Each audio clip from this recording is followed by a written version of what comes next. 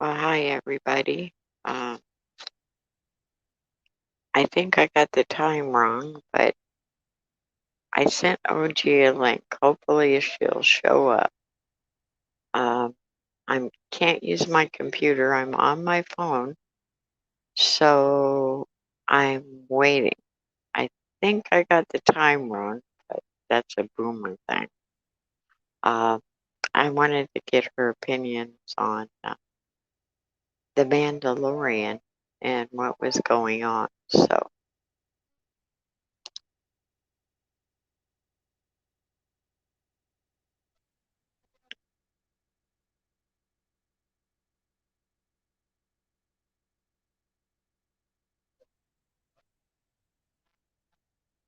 hello.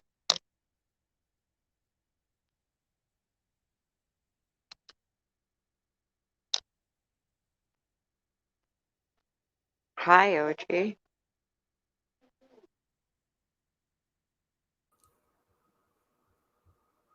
Okay, did I get Oh, you kicked yourself out. Hi, everyone. If we have people watching, hello. I think she fell out or disconnected. She's been having a little bit technical. There we go. There you are. Hi. hello? What happened? I You're like, how's everything? And then you left. well, I don't know how to use this thing yet. I ended up having to be on my phone, so I can't see a chat or anything. So, Oh, okay. but at least I got on. It kept cutting me off. Oh, I see a chat. Yay! And Yeah. I even got the wrong time. It said it for like Monday or something. It was like talk about boomer stuff. It's bad. It's okay. I mean, it gets some time to get used to StreamYard or other similar, um, things like this. I've accidentally kicked myself out before. I've thought I quit the live stream and we're still on. I mean, so you'll get used to it. It just adds a little bit more fun to the situation and Oh, comedy, which everybody needs to laugh. So oh, it was bad. It was bad. I started an hour ago and it kept kicking me out and it kept going, we can't send the message to a guest and I'm trying yeah. to figure it out. The Oh. mic wasn't working and it was like, okay, I'm turning the computer off and I'm gonna try it on my phone. So Mhm. and it was Yeah. like, hey, it let me do it. That's cool. All right. Yeah, some people will end up using their phones as alternate ways to get on, especially if your like computer or laptop or what have you is not connecting very well. And it's doable. It's just kind of limited with what you can do on the phone. So yeah. But you did Well, it. I'm yeah, well, I'm so new. It's very limited with what I can do. So we're Yeah. learning. I'm really a boomer. I'm like Christy. It's like I'm trying to figure out everything on this silly computer, and it's like, oops, I did that wrong. Oops, no, that threw me off. Oops, Mhm. it was like, oh my gosh, if you could see me sitting here, I want to throw it across the room sometime. Well, I'm glad you didn't rage and Oh I'm no, very oh happy for that. no. Oh no, it's the operator malfunction, not the computer. I mean, I know this. So it's like, oh yes, I'm so great with technology. Okay, give me a rotary dial phone and we're all uptown. Okay. Exactly. And then Rookie Critic says, we have our he says we living on the edge, and he goes, we have the technology. So he's responding to our chat here. Well, you might have the technology, but the technology is eluding me. Let's put it that way. It's like there's no, it's like you're not compatible just yet. No, no, no. No.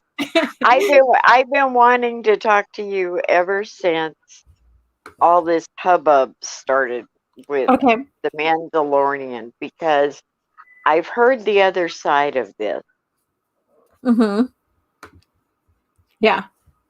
There hasn't really been um the other side of the coin. I've seen you in the chats. I've contributed in the chat, but Mhm. I want to know your feelings about it. About Mandalorian in general, and everything. About Yeah, about Mandalorian in general, and then the last episode, because everybody's going gaga, Yeah, and I'm not, you're not, yeah. and so I want to see the flip side. Okay, the dark side. We are on now officially on the dark side of this. Oh, are we the dark side? I don't Ooh, know, but it sounds fabulous. I know. It's a scary thought, isn't it? Oh, the dark side. We're Sith now. Oh, great. Okay. We deal in absolutes right now because we don't agree with everyone. No, I'm just making light Okay. of this. We have to laugh it off, you know. I know. I know. If you saw it, you responded to my tweet Hmm. that that I wrote. I was tossing and turning this morning, could not sleep, and I guess that was on my mind, so I posted it. It was like, okay, I got to get this off my chest, Yeah. because it's like this is ridiculous anymore, Hmm. and that's why I wanted to hear your thoughts on it. Okay. So, of course, many, and I know probably people in the chat, but my platform is basically George Lucas era of Star Wars, and that includes everything under his umbrella, and that includes, the EU. Whoops, and there she goes. And I lost her. All right, I will continue when she comes back, but I'm going to go ahead and look at the chat right now. Star Wars Rookie Critic says Star Wars needs a little vacation. Yes, I think if they're going to try to make a hit out of Mandalorian, they need to take time to develop that before they go off in other avenues. Hello. Oh, you're muted, darling.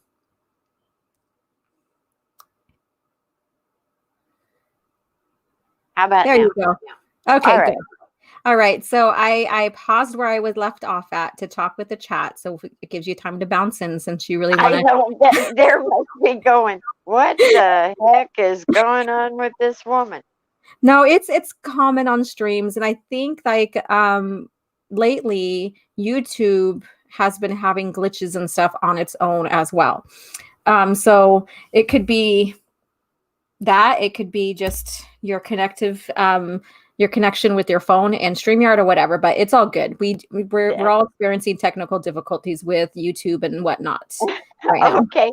Okay, guys, Ricky, if you would, or somebody, tweet out that we're live in a stream, because I screwed that up royally, and let people know we're here. I'd appreciate it. Someone. Yeah, we have Ricky and Fernanda here. So I know. She's so nice. She looks at all my videos. She's a sweetheart. nice. I love it. I love it when people get pleasure out of it. Even if they're like, okay, I get her point and stuff, but I still enjoyed it. Even though I might not agree. And that's the thing, is that we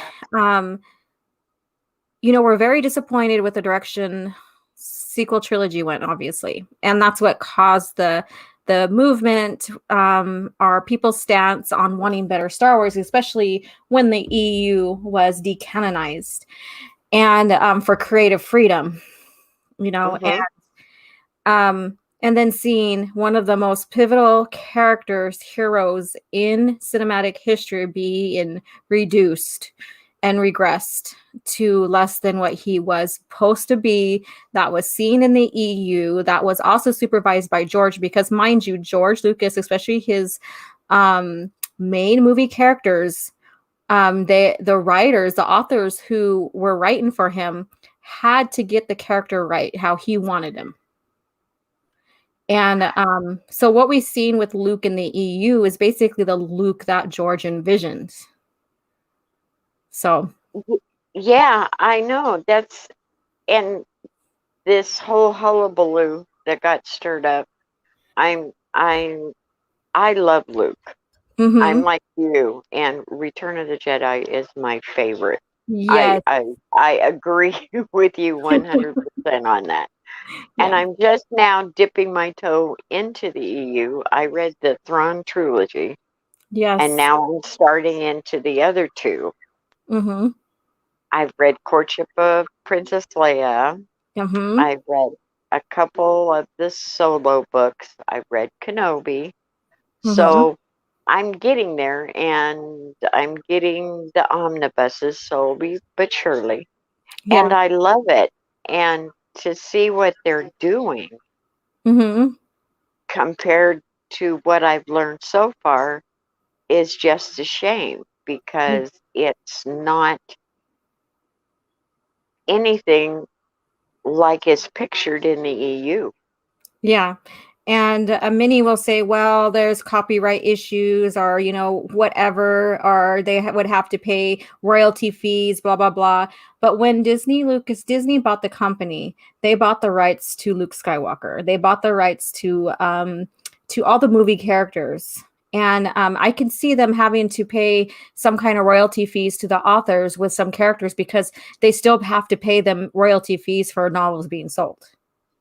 So I see that. And So they have that they have to come with agreement on using the characters and stuff because they even went through Timothy Zahn to use Thrawn. Okay, so we know that much. But when it comes to the movie characters of George Lucas, he sold them.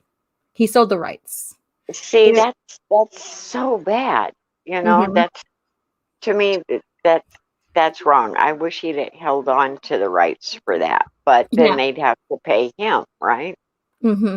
Yeah, and we don't know exactly what the extent of the contract, and he probably didn't. And I'm assuming or doing what ifs, and I probably shouldn't be doing this, but I'm just gonna throw this out there is that like I said, he sold the rights to the movie characters to do whatever, and that includes Boba Fett because Boba Fett was a movie and even a TV cartoon character, the Christmas special. He came Oh from that yeah, first, and then yeah. was put into the Mm. movies. Yeah, that wonderful Christmas special. Oh, we all But adore it. his scene in there, if you like go to Boba Fett's scene in there, they are actually watchable compared to some of the other stuff. It's like, what the hell was George on when he was doing this? That's true. That's true. It was like the wife and everything else was for Chewie. Yeah, It was just interesting. Let's put it that way. Um, exactly. I have a hard time. I I have to say, I have watched The Mandalorian, and I have not been impressed. Because people talked about it, so it was like, okay, I'll give it a go. Yeah. Not impressed at all. Hmm. No, very no content. The the only thing I can see is everybody fell in love with Baby Yoda. I'm not going to say that other name. I hate that other name. Um, Yogurt. Sorry, I have to be sarcastic and all that. Yogurt. yogurt and grocer and yeah, okay. Um, yeah, the child, like I told somebody on another stream, I bought the Bop It Baby Yoda Uh-huh. because the Bop It Baby Yoda, you have to hit it on the head. You got to twist its head to get it to to do. It's just like a bobbit, you Uh-huh. know, and but you hit it, Hmm. and it was like, okay, I can do this. I'm sorry, I do not like the child. I don't Everybody either. Mm-mm. I'm in and the not the like the child either. I'm in that minority as well. I get that women and even some men liked it because of the cuteness of the instinct of being maternal and maybe paternal when it comes to babies and kids. And I think that was a hook factor um, that Disney Lucasfilm did with The Mandalorian is that, oh, let's bring a version of Yoda back, but let's have him as a child so we can show one growing up. yes, that's true. I want to say hi to Goblin Times. He's Yes, saying go ahead. hi, ladies. And hey, we got 6 people. Oh my God. Woo! Awesome. And I retweeted as well. So hopefully some people will hop on and listen and stuff. But Oh, that would be great. yes, let's get your channel known and stuff. But yeah, with The Mandalorian, um, again, like I was pointing out, my channel is compare and contrast as well. And so Hmm. that means taking what is being done in the lore for certain characters, lore parts or whatever, and comparing what came before. Whether it's good Yes. or bad or whatever. And it's not to upset people. It's, maybe to help people to decide what they want and prefer. And maybe just for them to say, oh, wow, well, they really did it really well on this side, and they almost matched it as just as well on the Disney side, or maybe so I'm trying to give people just a broader perspective of what's going on here, and between the lores and stuff, and maybe even show and share that the original lore is Oh, wow. where the I heart is. love it. Yeah, I love it when you put that in tweets and stuff. Hmm. I read those and I learn from it. And like I said in my tweet, it's put out there for knowledge. You Yeah. can either learn from it or just leave it alone. Yeah, and that's where I retweeted what you said about that. And Mhm. so part of me was like, okay, this is going to be a spin-off that doesn't, and they promise no Force users, what have you, if you remember that. So maybe they're going to go ahead and give us a spin-off of what's going on with the Mandalorians after Return of the Jedi. So I was down to see where they were going to take this, knowing, and I love the Mandalorians. I knew that they weren't going to be exactly the same, but I was curious to see if they're still going to keep like the Rezulnari code, or the warrior code and stuff, and see if they're going to still make it where it's a all species type warrior culture, but because in the original lore, Mandalorians they had families or they adopted, and that was part of their culture, that um it didn't matter if you're related by blood or not. Once you're adopted in, you're a family. Yes, yes. And I love that about that. So you had different species as Mandalorians. It wasn't a race. In fact, the Tong in the original lore was the original race. And then from there, as they evolved and became extinct, then other like humans and stuff that were adopted into the culture and stuff took the culture and honored it and still kept it going, even though the Tong weren't in existence anymore. And I Yeah. thought that was an interesting development. And I'm not getting into too much details with this either. Oh I was no, here for a long time.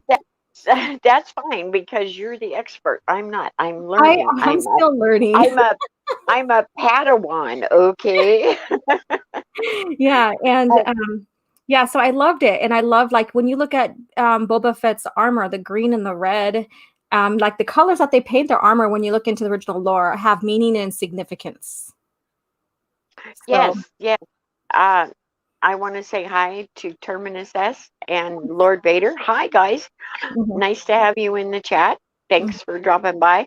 Um, my problem with what I'm seeing is, and correct me if I'm wrong, is they're using the platform as a jumping off point for other characters and not focusing mainly on the Mandalorian. And now that the child is going to be going away, mhm.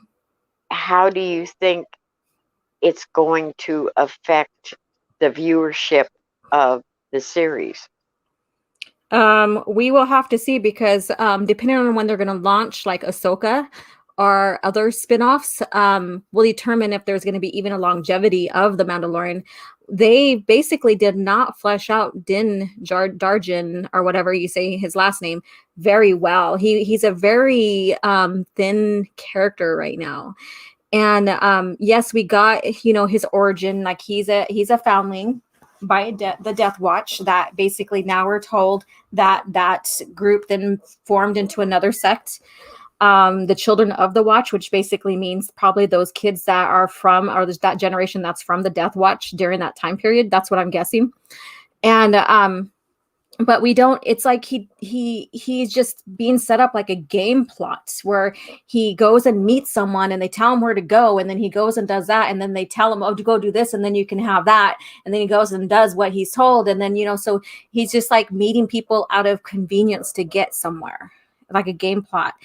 And we're not learning a lot about him, and it's like he's seems very ignorant with the Mandalorian way, even though he's a youngling or a foundling.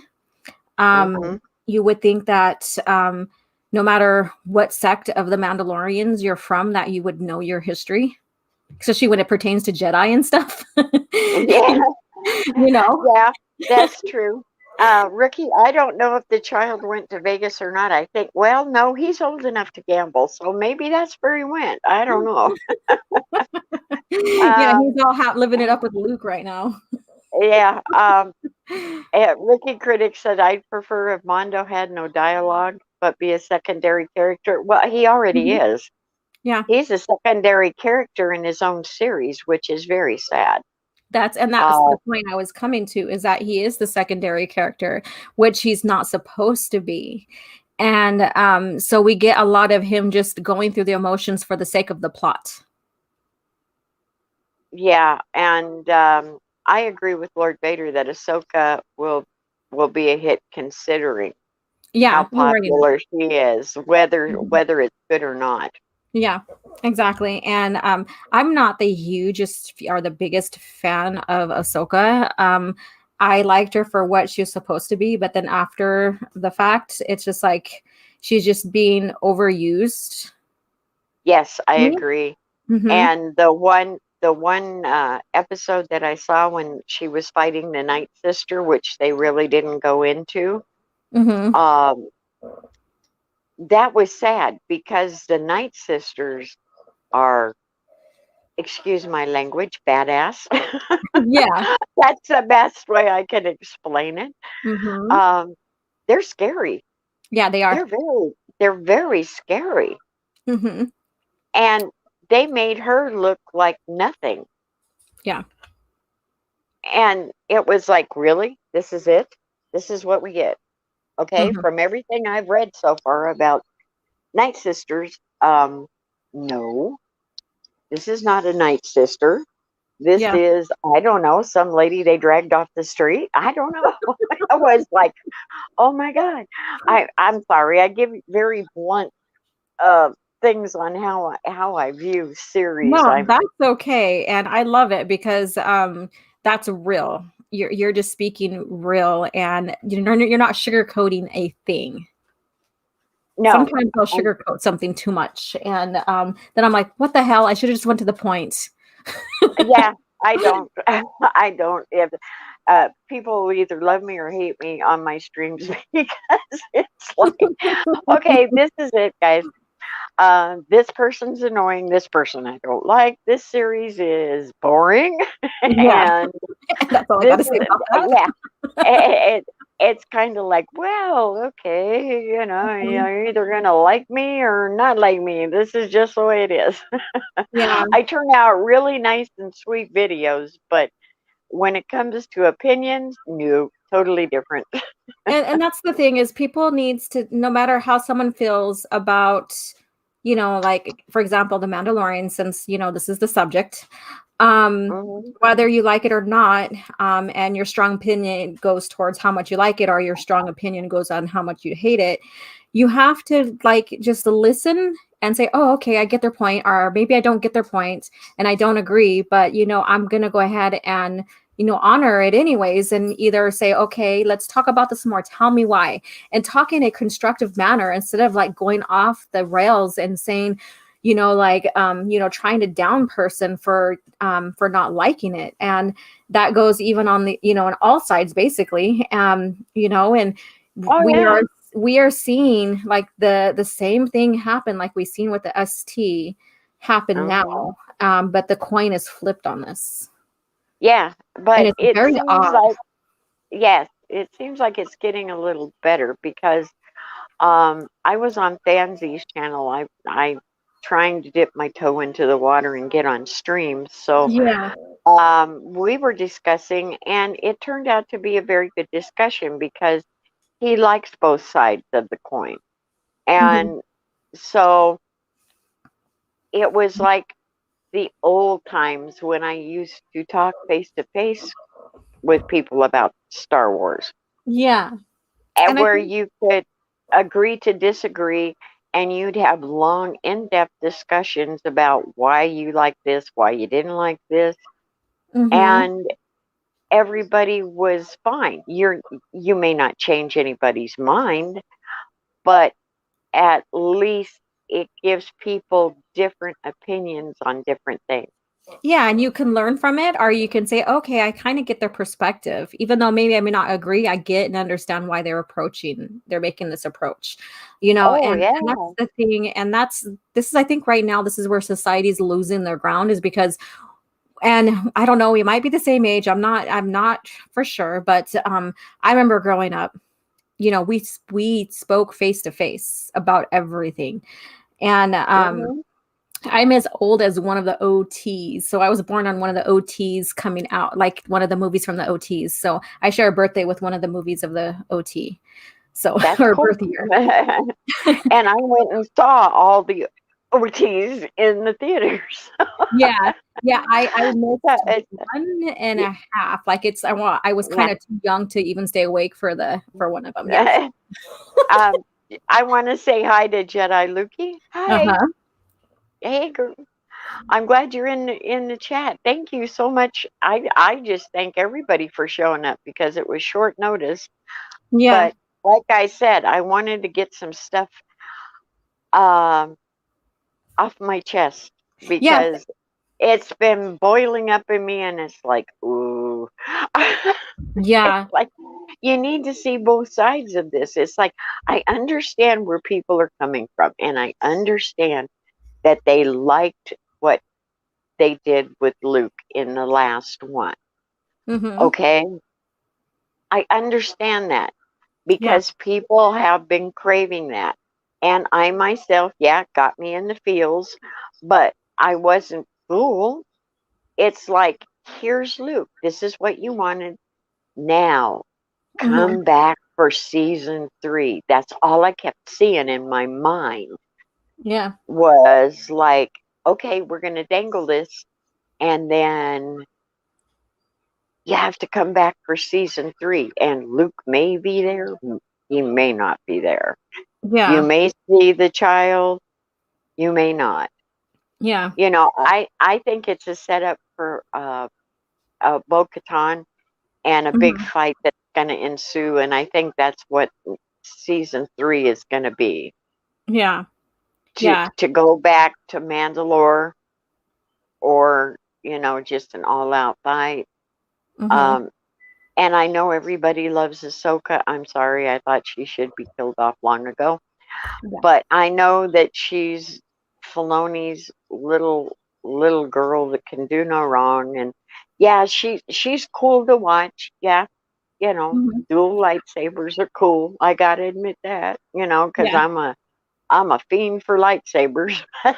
Yeah, and look at uh, Maul was the one of the first impressions on I mean his saber wasn't, like two. It was still it was still two and one, I guess you could say. But my point is like, yeah, people love, having to see, a Jedi that has a specialty lightsaber or can wield a couple and see the skill behind that. And so it's unique. And so I do get that as well.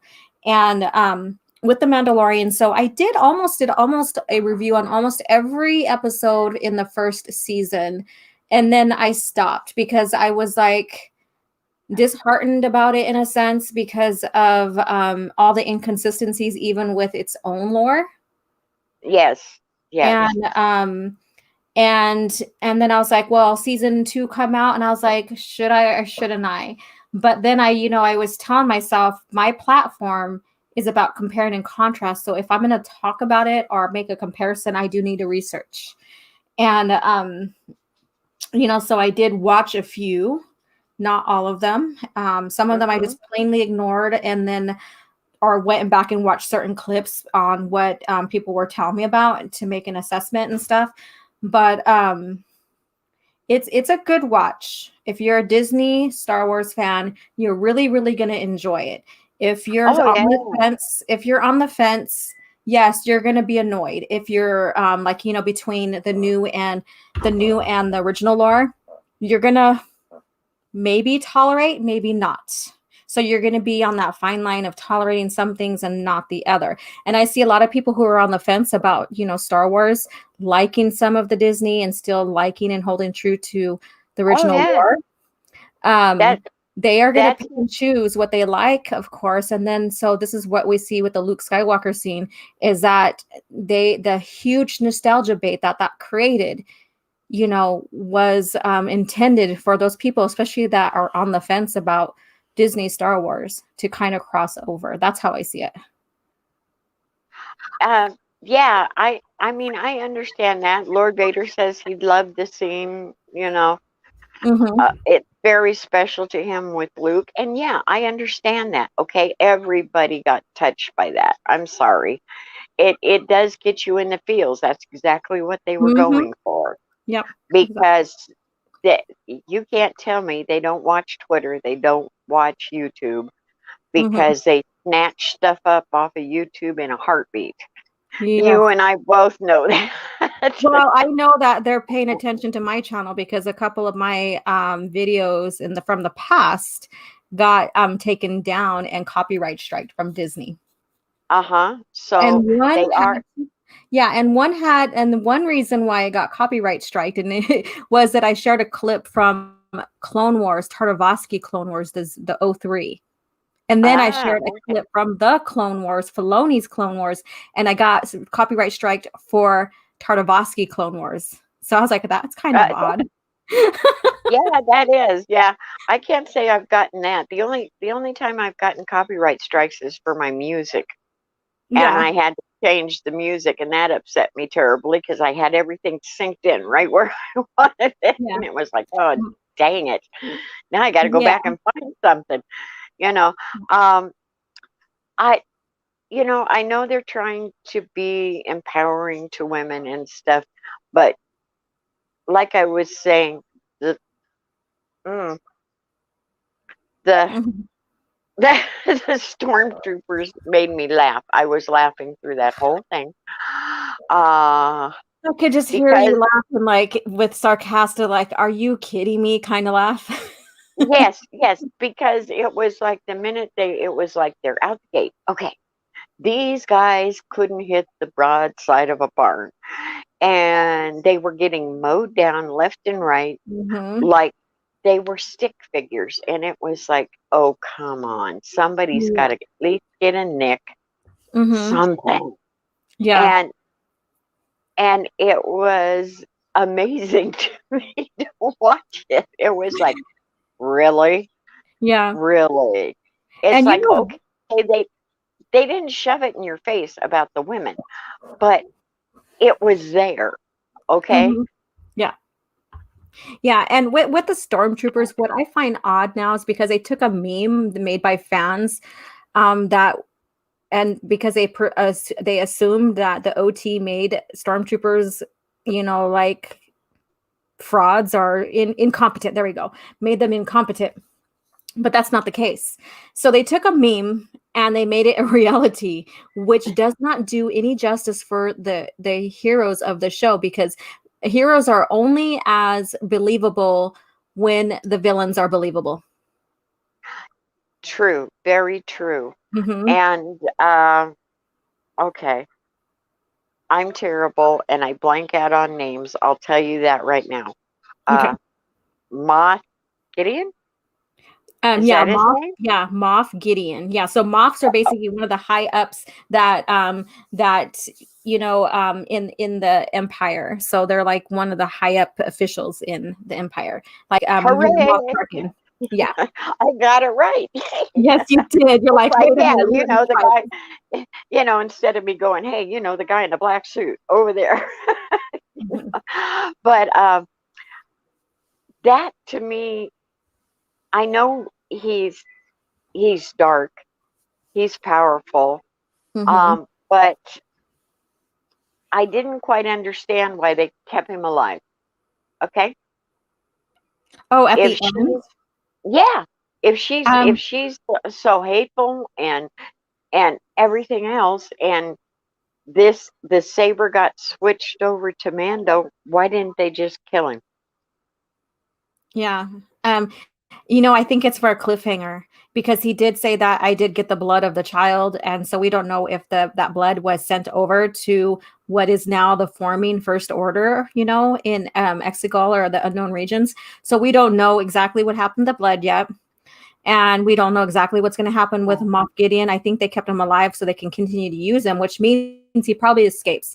And what's odd about that is that he had plenty of time to do something, you know, when they got distracted with the Grogu Luke scene. Um, Oh, I know. He's like just laying on the floor. It's like, yeah, okay, you're yeah, gonna just lay on the floor. yeah, and you know what? What's funny too is that when you look into the original lore and you have a Moff or a high official who is basically the commander of the ship and runs the ship and stuff, they always have secret corridors Mm, everywhere. yeah. And so why didn't he have one and why didn't he sneak off? You know, because there's always an escape plan for the higher officials and there's always secret corridors. Even Thrawn had his own secret corridor. And you'll learn that as you keep That's reading on cool. in the Thrawn duology. Oh, yeah, I know about the secret door because I'm like in chapter, I think 7 or 8 Yeah. on in the Okay. first one. So yeah. Um, Mhm. somebody, the Ewoks, yeah. It wouldn't surprise me if Ewoks show up the way it's going. Yeah. Uh, And it's they Chris- said, it's Chris- it's Christmas time. Ewoks, yeah, let's go for it. Um, we can do a Christmas special again. Let's do the Ewok. I can't say that because I saw the Ewok movies when yeah, I grew up I watching them was too. when I was younger, and it was like, but at the time I didn't realize they were cannibals. Okay, Yeah. uh, They were and I cannibals. They were very primitive warrior species, even though their looks didn't make them like fit with it. And I will say this, and I did say this to people about like, oh well, the stormtroopers look like idiots fighting them because they got taken down by teddy bears. If you and I'll use this analogy. If you look at history, my people, you know, the Lakota, we fought against, and I have ancestors, family ancestors that fought against Custer at the Little Bighorn. mhm. We basically between them and Custer's 7th Cavalry, we were primitive. They misunderstood our knowledge of the land over there at Greasy Yes, Grass or the Little Big Horn. And mhm. we use that to our advantage. We use guerrilla warfare, which they weren't trained to use. And Yes. we used guerrilla warfare, which they call that now. We use the land and stuff, and we have the high ground too, if you want to see that. But the I thing is have the that high ground. Yes. Okay. literally, there are some places where we have the high ground and stuff. But anyways, but we won't get into the details of that. But but because of the knowledge of our land and stuff, and their lack of knowledge about us and our way of fighting and stuff, of course they lost, and that's how I see it with this. The stormtroopers, when Palpatine, you know, took the Death Star to be constructed over the moon of Endor. Um, they misunderstood the Ewoks. They thought they were just some stupid little, basically, I'm going to say it, teddy bears, you know, that wasn't threatening at whatsoever. And yes, they did Mhm. use primitive tactics, and they weren't trained or they had no idea that these little creatures, these species, were the type of species they are.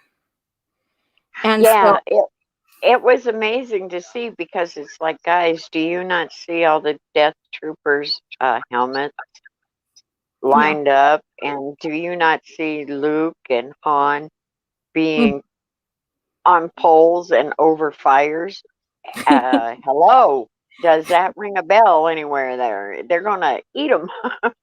you know? Yeah. I, I'd like to say hi to Young Jedi that just showed up. Hi, thanks for No. dropping in. Mhm. Um, uh, I don't know. There's just so many things that that I find they're saying that Moff Gideon was knocked out on the floor, that they I, knocked him out. Well, yeah, for a little while, but then you see him, you know, roll over and try to grab the um you know, I don't know, what did he have? I know he grabbed something, but I wasn't quite sure. um, I have to revisit that scene because I'm vaguely remembering it right now. Yeah. Because I know by then they had the dark saber in their hand, so it wasn't that. Unless he did have it and they took it from him, then I don't remember. So please. Oh, okay, it was a blaster. See, I totally forgot about that Okay. because things happened so fast, and then they didn't really focus on him other than the banter between what was going on in the room and stuff. Oh So yeah. that's how forgettable it was. I'm sorry. Well, I know that's okay. I'm like, you know, Mhm. that's why it was like I was not that impressed. I hate to say that. I Yeah. was not that impressed with this episode except for the Luke part, and that was just get you in the feels, you know. I mean, Yeah. I knew what was going on. Hmm. Fernanda, it's 5 o'clock in Brazil, girl. Woo, Either you are. e yeah, I said you either stayed up late or you just got up, one or the other, and I hope you just woke up. Yeah. Uh, What a great way uh, to wake up to a nice live stream and participate. Thank you for being here. And thank you again, yes. lady, for having me on. So, what I'm going to say about the stormtroopers, since that we're still on that topic, is that if they can beat them so quickly just with a few of them, then that tells you how unorganized Palpatine's army, his fleet, his empire was organized. And if it only took only for a few of them to penetrate that ship, then they should have been able to penetrate the Death Star with ease, if you get what I mean. If the stormtroopers were that incompetent. Oh yeah, And these guys weren't that's what even I Jedi. couldn't. I mean, even when he was on the rock and Boba Fett was protecting the child and all that, I mean, they were mowing them down. It Mm-hmm. was like, okay, why don't we just take a boulder and we'll play Fred Flintstone and roll it? Do you remember those old cartoons? Yes. That's what it reminded me of. It's Mm-hmm. like, okay, roll a boulder and these people will go away. Yeah. Um, and that's unfair to the stormtroopers because you know how they were. No, they couldn't really hit that much even in the old ones, but at Yeah. least they did hit some. I mean, Mm-hmm. they just made ridiculous, and it's like, come on, guys. Mm-hmm. This is not much of a A threat. empire. Yeah, Yeah, with what you they're much of a got. threat, and then, they're not much of a threat, and then when you get to the dark troopers, I'm okay, so you really wanna know what I think about the Luke Skywalker scene? Do you really wanna go Uh, there with me? oh yeah, oh yes, because I think the Battlestar Galactica droids were just wonderful. Okay, that's exactly what I thought about them. Yeah, and I hear your sarcasm in your voice. Yeah, yes, we agree a whole lot on a lot of stuff. Trust me.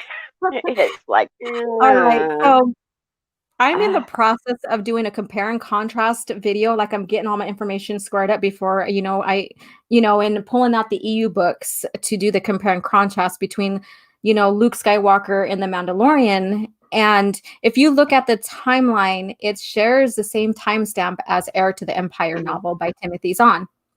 So oh, that's okay. one yeah, so that's the one I'm really, really comparing Luke and his skills versus Luke's skills that we see in The Mandalorian. And, when you compare them to and I will guys, stay tuned for that, video. Maybe I'll have it Oh up in the yeah. next couple of days. Some of you guys who really loved it and really think that this is gonna save Star Wars or whatever, you probably won't like it, but just take a listen anyways. I think Luke is OP in The Mandalorian. Okay. Yeah. And, I was like, "Okay." Knowing from the EU, like Trusat Bakura and everything that leads up to 9 ABY. So she heir to the empire. He is still developing his skills. He can barely keep himself from being overcome by Nogri, and there's like 7 of them maybe. And when they were on Bimbisari in the Thrawn trilogy. You know, he had to use, like they were using, getting, you know, doing every little tactic after him. And yeah, he didn't know the species. I get it. And then when you fast forward and onto Merker, you know, of course, he doesn't have the force or anything like that. And you don't see him force pushing the stormtroopers down or, you know, crushing their, you know, their chests or anything. You don't see anything because, of course, he doesn't have the force abilities, the force things or whatever. And he had to use tactics to overcome and slice the arches so that so that, you know, it could kill and crush the garrison that was there.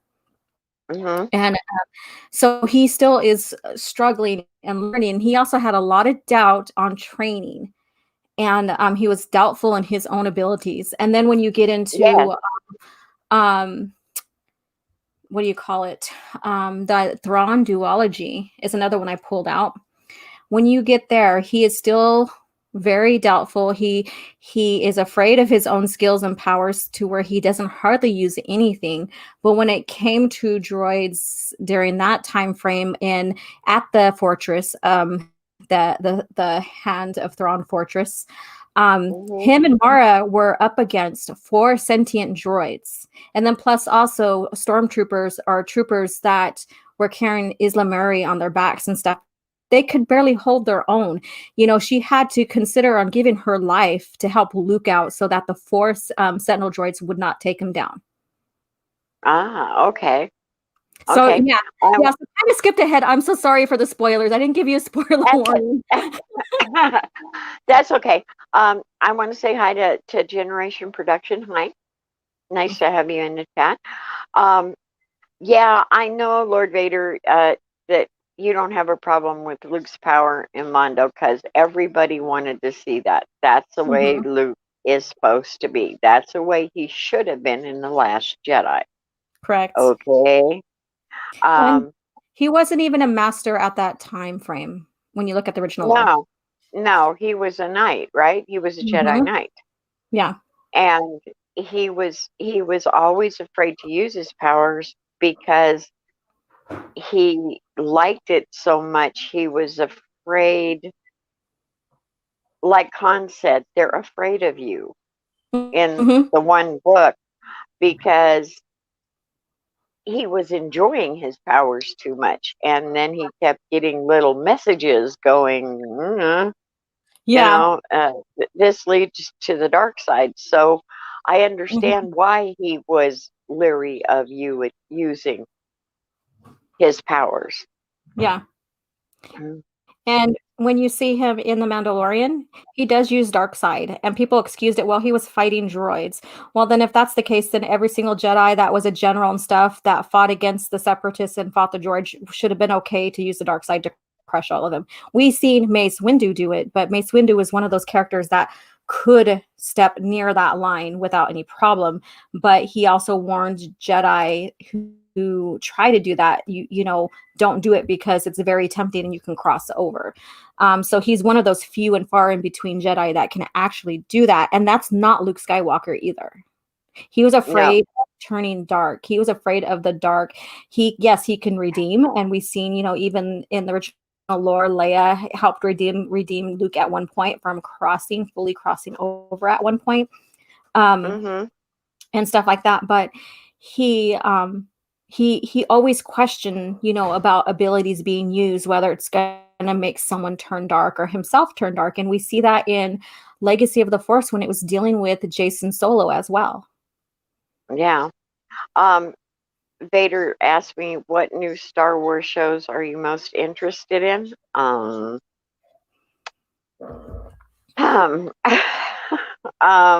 Was I impressed with any of these? Not really. Let's see. I'm trying to even remember what they are. So the we Obi-Wan show. Oh God, don't get me started on that one. Oh, that's going to be a train wreck. Okay, we agree on that one. It's not a problem. That will be a train wreck. I'm sorry. Give me Ewan McGregor, okay, as Mhm. Obi-Wan. Give me Hayden Christensen as Vader. Don't put them together. If they run separate timelines in the show where they never meet, which is Yeah. not going to happen, but which should, that would be interesting to me, where they Mhm. almost, but never. Mhm. Um, let's see. What other show are they coming out with? It. So Uh, yeah, it's the kind of like a, oh, what is it? What if or something show? Now, I don't know. what That if might be a, yeah. I think that's called what it's called too. Is like a what if, and Oh because yeah, it's I must have forgot that one. It just sounds so funny. It's like so I'm gonna joke around about this a little bit. So if that that title, what if like uh-huh. what if it's like where they're gonna put Luke and then they're gonna go ahead and portray him as Legends Luke. Yeah, Just throwing that but thought see out there. that's an animated one, so they Yeah, can go a lot of places with it. And I have yeah. a feeling they're gonna mix Marvel with Star Wars. I just got that feeling since they own all the properties. Yeah. Because if it's what if, then they can do that. Yeah. Now if they Ahsoka, did, yeah. If they did a what if spinoff with Vader and Obi-Wan going and doing a face off again before A New Hope, that would be fine. But putting it in the Kenobi movie where we know from A New Hope that that's the second time they or that's the last time they meet and the only time they meet after their duel on yeah, Revenge of yeah. the Now, Sith. now, see, to me, if they did an Obi-Wan with all the adventures of why while he was training Anakin, I'd Mhm. love that. Now, Yeah. see, I would be all for that. Mhm. Bad Batch, that's the Gina Carano one. I'm looking in the chat. Actually, is what. Yeah, I I I don't know. I will give it all a chance. I mean, I will look at Mhm. it.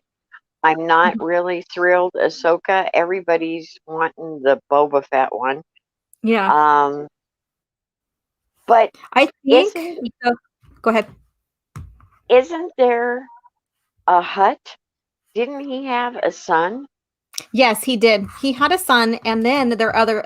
Okay, so this is where the disconnect with the Hut species and the crime syndicate underworld that the Huts run is that the Huts will go after what is left of Boba Fett's belongings and his empire. I guess you can say he created, and he did also have a son.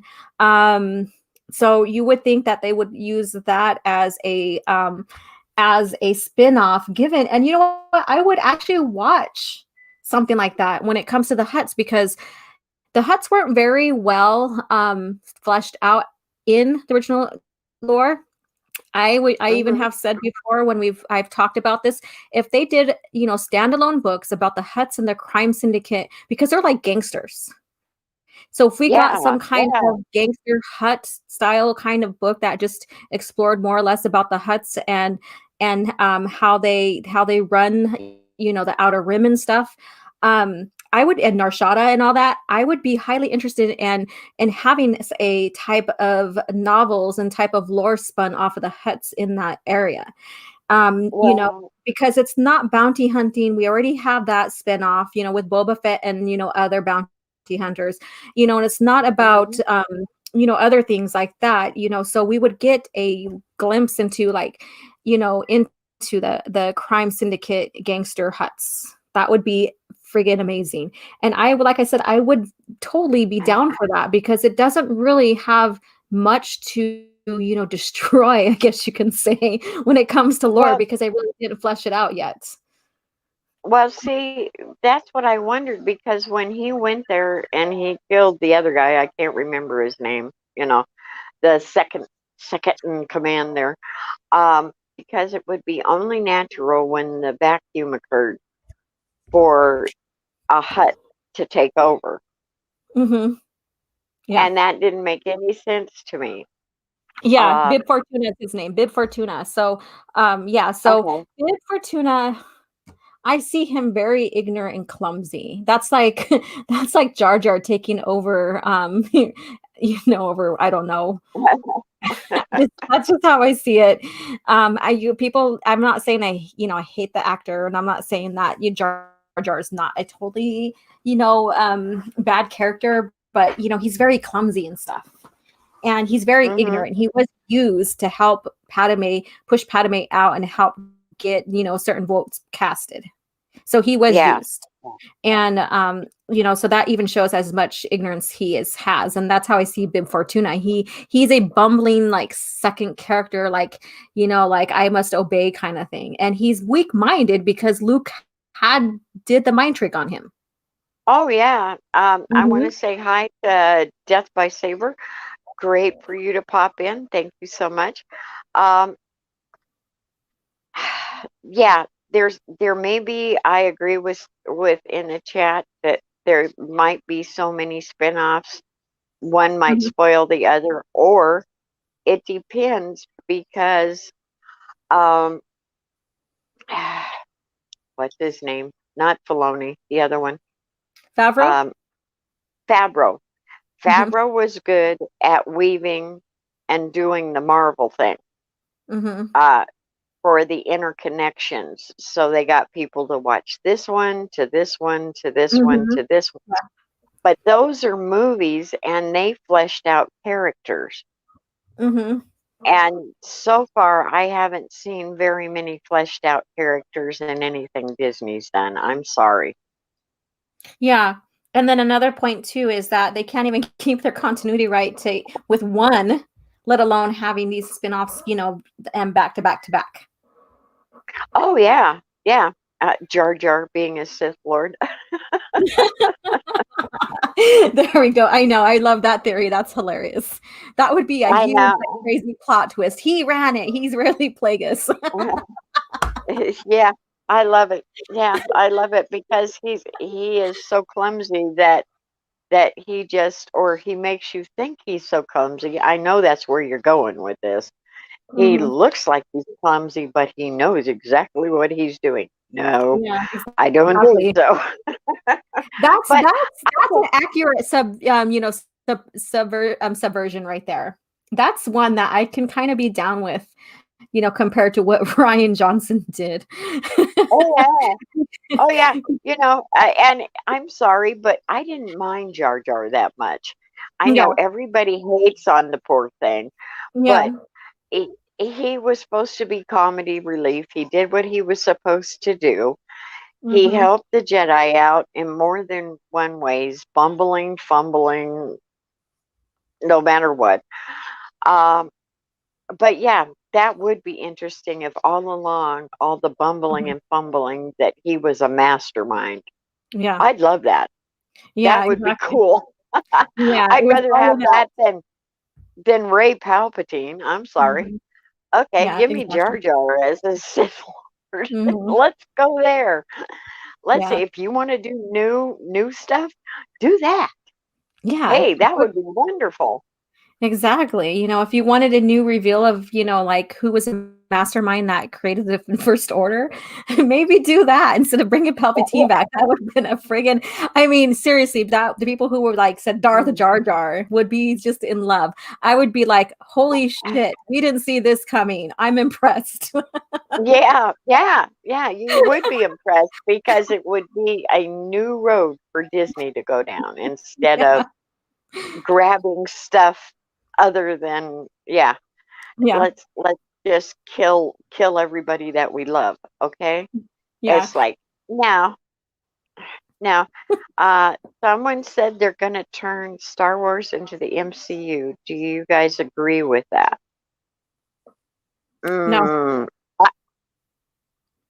I can see them trying to interweave some stuff maybe with their streaming service. That's why they're doing all the small stuff on the streaming service. Now, I Hmm. could see that and I could see it on a couple things like maybe if the Mandalorian stays and Gina Carano gets her show, that they might interact or Boba Fett with her because Mhm. they all know each other. I can see them going back and forth, or if they wanted to continue one from the other, so you have to watch the other show to see how it ends because Warner did that a lot with uh, their crossovers like Flash and Arrow, um, and they were doing that like Supergirl, Batgirl, woman, whatever she is, Yeah. that strange thing. Okay, Yeah. I'm sorry. And That's what yeah, that's what I think. But they may try that in a couple of the shows, yeah. and I think that's Yeah. very possible. Uh, And some the of the thing is shows, that doesn't no. fit. Yeah. And that doesn't fit Star Wars formula because Star Wars was about a consecutive history. Mhm. You know, and, Mhm. George and I have to pull it up, I have to find it and pull it up, and I will share it once I do, but George broke his company broke world records for creating an IP that had 25,000 years of history that never rebooted. Oh yeah. Mhm. I wish Stig was awake right now. We'd get him on the stream. I don't know how to invite him. Probably have to have you invite him. But I'm gonna check. Usually he says good morning once he gets up, and, then we yap away, but, let me see. So it is they're 9 he's 9 hours from me. Yeah, so he might be, but he did go to bed. He does have some odd sleeping hours. oh yes, you never know when that. Yeah, he pops in and out. It's like, where do you ever sleep? He's like Mhm. Tom. I Yeah. swear. Yeah. Okay, so my question too now is that I'm gonna throw this back or I'm gonna have you answer, see what you feel about this. Okay. What You did may you not think like the answer, but okay. I'm pretty sure we might agree, whatever, but that's okay. Um, Okay. what how did you feel about the confrontation with Boba and, Bo-Katan and her sidekick? And I keep on forgetting the friggin' sidekick's name. So Sasha Banks. Okay. That's not her character name, but yeah. So what did you think about that? I have my opinion and I will share, but I just wanted to know yours. Okay. Hi, Happy Blowfish. He just showed up in the chat. Hello. Um, oh, Makini. Hello. I didn't even Yes. see you slip in. Hi. Um, uh, rigged. Can I Mhm. say that? Okay. Um, the thing about him not being a Mandalore because he wasn't born on the planet and you're not true Mhm. Mandalore and all that kind of uh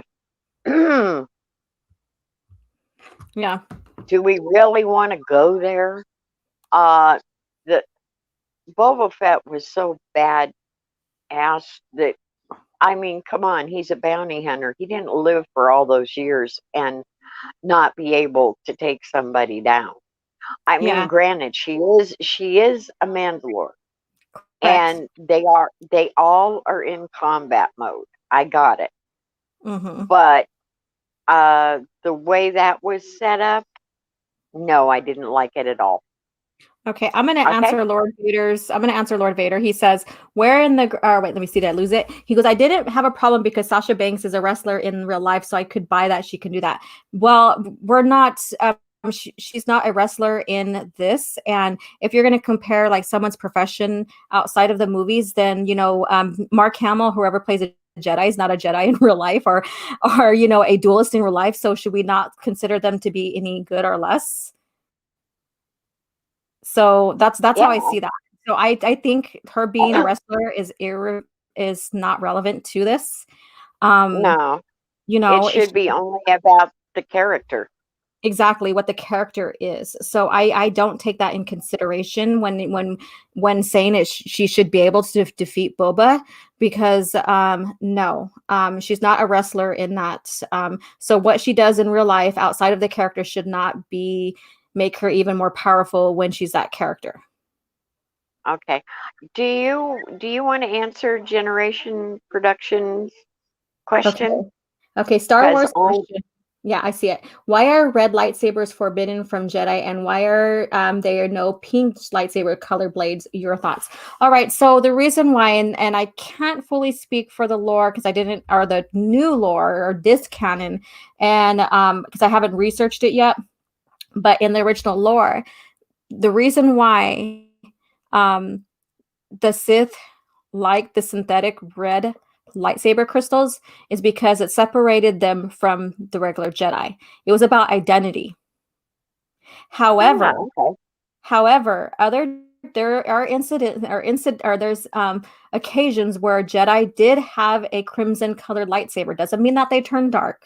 Luke has a Shoto, or a small red lightsaber, when in Legacy of the Force.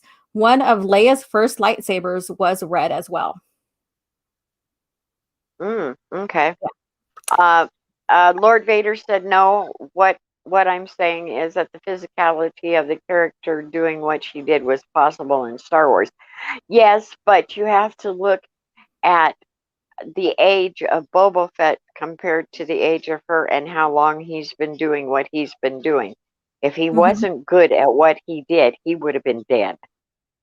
Exactly. And another thing too, and this is in both lores, the original and this canon, is that Boba Fett was still trained on Kamino when he was growing up there. His father, and I say that in quotations, his father basically made sure that he had the same type of training that the other clones had when it come to tactics and fighting skills and all that. And then now that Jango Fett is still a Mandalorian in the culture, that means that the stormtroopers still got Mandalorian, or not the clone troopers still got Mandalorian training, because Jango is the one that helped design everything. Hi, Erwin. Sign up for Ace mailing list. Okay, that's a very long one. I'm just going to say hi, Erwin. Okay. The long tongue twisters. No. Don't do that to me. Okay. I'm very new at this and we're learning. Okay. Yeah. So my take on this is, when I seen that, I was like, I pictured this is Filoni and his lore against the original EU lore. And what I mean so about that, agree. Okay. so I dived deeper into it. I didn't consider the fact that a woman basically overcame him more than he did her.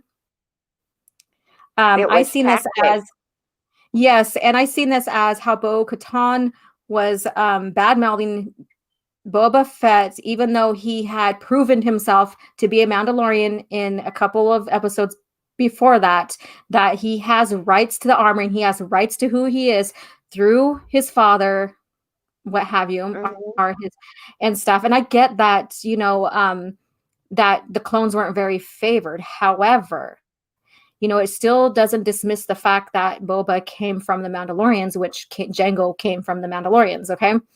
Yes. And stuff like that. So I seen that in that perspective of, that little spout that EU fans had with the Clone Wars and now Disney fans about the Mandalorians. Like, oh, well, it's not canon anymore that the Fets are Mandalorian kind of deal. And so I seen that as that kind of dispute, even though they already said, oh, well, Jango or the Fets are still Mandalorians two episodes before then. So I took it as that perspective.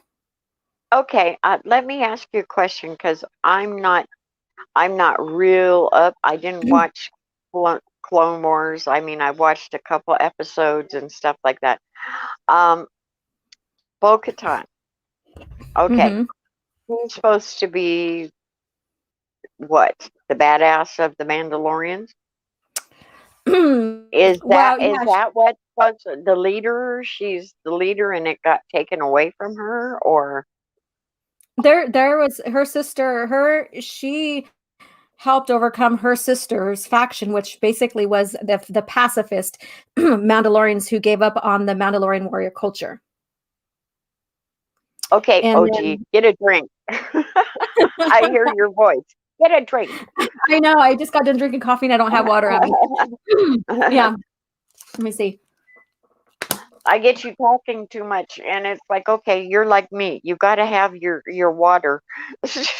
Yeah, exactly.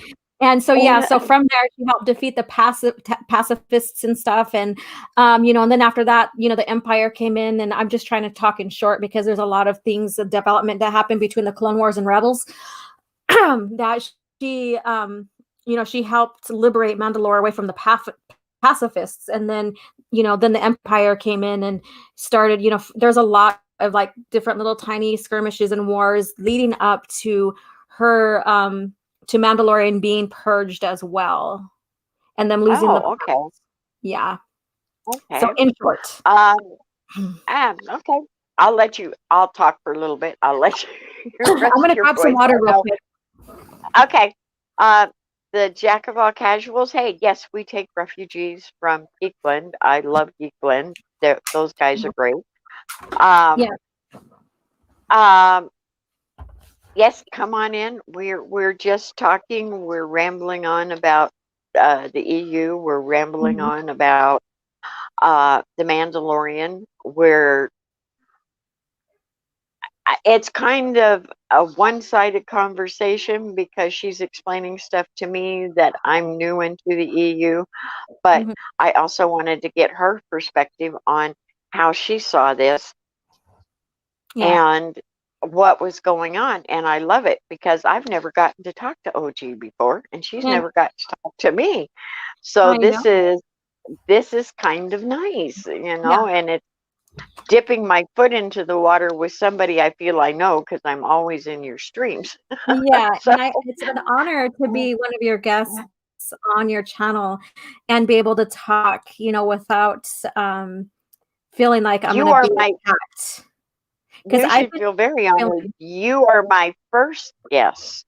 Oh, well, thank you so much. I feel blessed. Thank you so much. And I wish your channel well. And I know you plan on reviewing some of the books as well that you read, and I look forward to listening to your review because I may review them as well. I will have my own opinion. Everybody does, and like you said, when you go and listen to someone and their version of what they've seen and stuff within any of the lore that they read or watched or whatever, you learn something. You may see something that, oh crap, I didn't realize that happened, or I Well, skipped that and stuff. So yeah, that's kind of like the courtship of Princess Leia. I yeah. read that. And then I listened to Teresa's review of it. And I kind of came away with a different point of view because I always wondered what happened to the prince. And Yeah. the she was a night sister, right? Um yeah, she was a Dathomirian witch. So Tenial Joe, who married Isildur, was a force sensitive Dathomirian witch. So at the And time, go I ahead. had more interest in them. And it Hmm. was like, well, shoot, they ended this too soon. Yeah. Because a lot of times I'm more interested in the side characters than I am some of the main characters. Yeah. I find a lot of the side characters a lot more interesting, Hmm. and And I want to know more about them. yeah, and more or less, like, because people like you may, I don't know if you noticed this or not, but and I think you might have seen some people saying, "Oh, you only wanted Luke to be perfect and not experience any hardships," pertaining between Luke of of the OT versus Luke of Uh-huh. the Last Jedi and stuff. And we're like, if you have read the EU, he fails and stuff. And the thing is like, even if Luke's in the book and it's like not really his novel, it doesn't feel like he foreshadows everybody. It feels like everything goes in sync and things happen the way they're supposed to. And then we get these new characters like Tenial Joe, who marries our soldier, that were like, oh, she's a really Mhm. interesting character. And so that's where I find it odd when they announced that they're not going to really use Luke as a main character because they're afraid that he's going to overshadow the new characters they're bringing in. I found that very odd to say, or for them to say, because it was never the case in the original lore. Well, yeah, because just because Luke's in there doesn't mean he has to overshadow everybody. Exactly. And if It, you write it really well, then you're mhm. not going to have those problems. That's true. Yes, Lord Vader. I wondered what happened to the male Mandalorian also. I think they pushed him off a bridge. We don't need you right now. Hold up the I mean, I kind of wondered that too. It was like, okay, Mhm. here's the two girls. Where's the guy? What's he drunk over in the corner or something? What'd you do Yeah. with him? You know? Yeah. Uh, so, and then let's see, Generation Production says, another question is there are a few colors that kyber crystals, aka lightsaber blade colors, that they don't have. Oh, what colors don't they have? Yeah, you That don't. Yeah. Go ahead. I was gonna say, I know there's yellow, there's purple, Mhm. there's green, there's blue, there's red for the Sith. Mhm. Um, there's of course Ahsoka and her white. Hmm. That's I'm funny. sorry. I'm sorry. I can't help that. It just flows out of my mouth like that. Um, what other colors are there? And then there's the black saber, Mhm. but Yeah. And I think those are the standard ones. You really don't see a pink. You see like maybe different shades of like red or not reds, but yeah, maybe yeah, reds too. You see different shades of a blue. Um, and isn't there different shades of violet too? yeah, there's magenta. We have a magenta and purple, and Yeah. so with Mara Jade's lightsaber is considered magenta versus Mace Windu's is considered more of a purple. Jack of all casuals says there was orange and clear. Yeah, clear would be part Clear? of the white. Orange, I Okay. think it would be like more of a goldish too, which would be the Sentinel part of the Jedi faction back in like PT and before then. So yeah, Oh. you're just barely coming in and learning, and you're gonna realize like the PT like before the Empire era. In the PT era, there was this within the Jedi Order. They had factions of Jedi. So you had the Consulars, you had the Sentinels, and you had the Guardians. Oh, I And know. I loved all your little videos on those. I found those so interesting. Um, Mhm. I don't know if you've ever gone over to what's his name? I'm trying to remember the channel. Star Wars video clips. He does like uh, 2 minute little clips going mhm, through history, uh-huh. and I listen to him. I listen to you. I, it's like, oh, this is very cool. Yeah. To Mhm, find out all the different things because, like you said, I'm just barely learning. mhm. And hey, I'm glad I got most of the colors right. See, I have been paying attention now, Alora. Oh, woo! You're passing. I Yeah, there's have been one. listening. I Yeah. have been listening to you. Yes, I have. And then, another person I would recommend is Matt Wilkins. So he has an Oh, excellent channel. He's the one that basically kept me going through the buyout real and when I was going through like why did they say that the EU was, non-canon, kind of deal. So he got me through a lot during that time frame. And he's been on my channel before. I've been on his countless times now.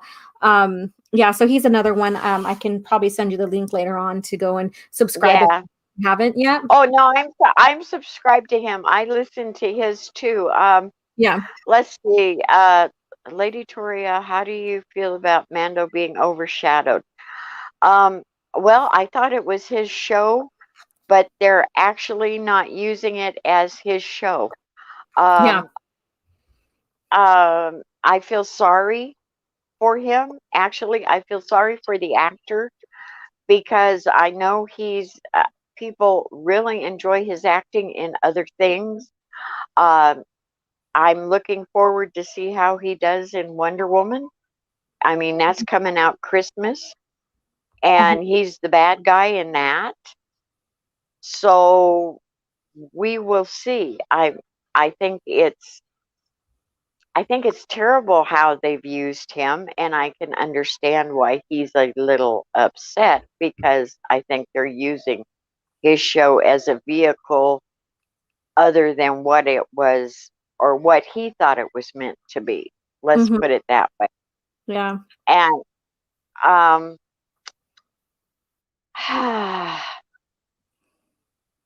yeah, that's about what I think about, you know. Yeah. It's a huge But letdown. It's a huge letdown because I was willing to say, okay, well, this is going to be a small spin-off of like Mandalorian culture in a sense where we're going to just focus on that, and I could probably get behind this just for the fun of it, you know. And then all of a sudden this character I'm told that is the main character. I have no interest in watching now because they never fully developed him and they put him as a side character now. It just yeah, he was the babysitter. He Mhm. became the father, you know, Yeah. and it's like a Mandalorian being a father. Okay. Well, the thing is that they did cherish, like in the original lore, and I can't wait till you get into it. They did cherish family. They did. Okay. Yeah. Okay. I understand that, but it was a little too much. Oh yeah, Okay. it was. It was because, you know, the Mandalorian culture, they really didn't care for Jedi either. So that is very odd for him to, you know, and like I said, they made him seem like he was dumb and ignorant towards his culture because didn't understand. He had to go find out more information about being Mandalorian. Okay. Yeah. It says, what is your favorite guys?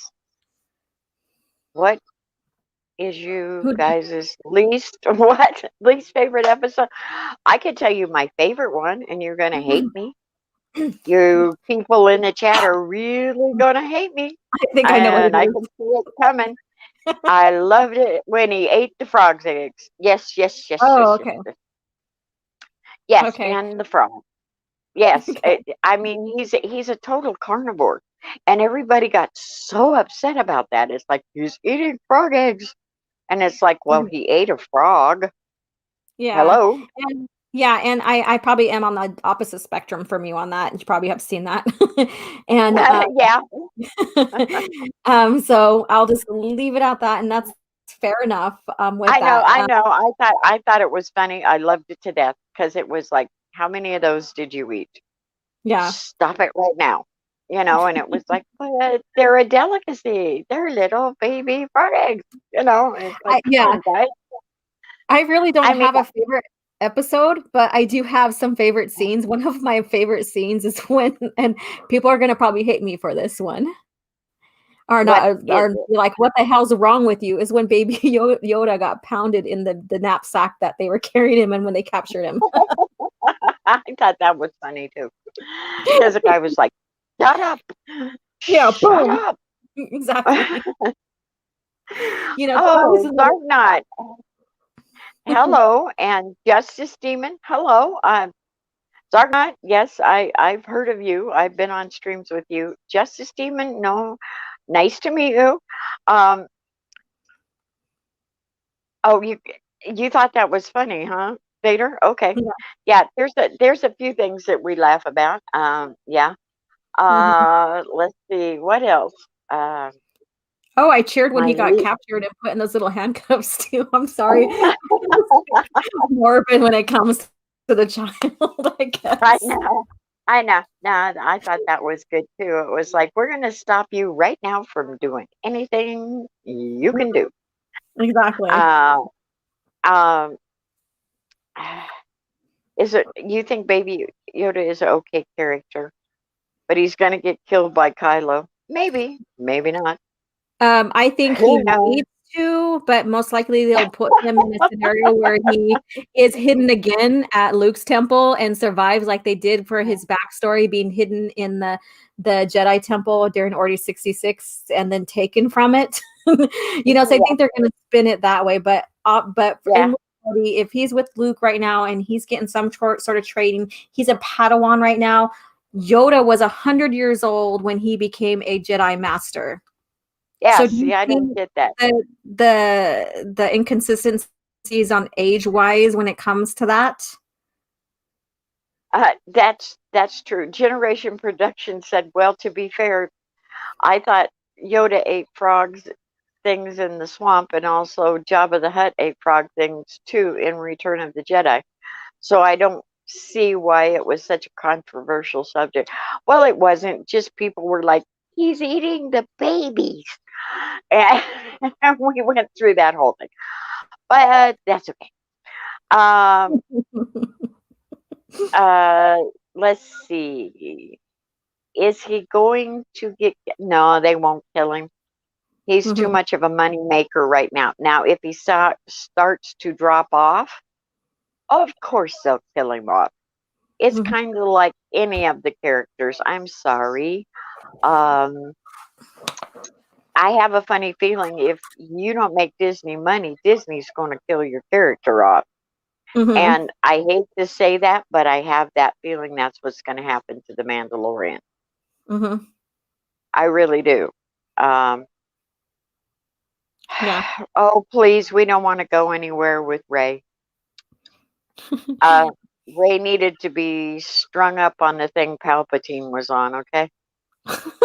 Strung up. She would be thrown down a shaft, but then again, she might survive. I'm sorry. It's like get up there with your great grandpa or clone or whatever the heck he was. That's in reality, he's her father because she is a daughter of one of his clones.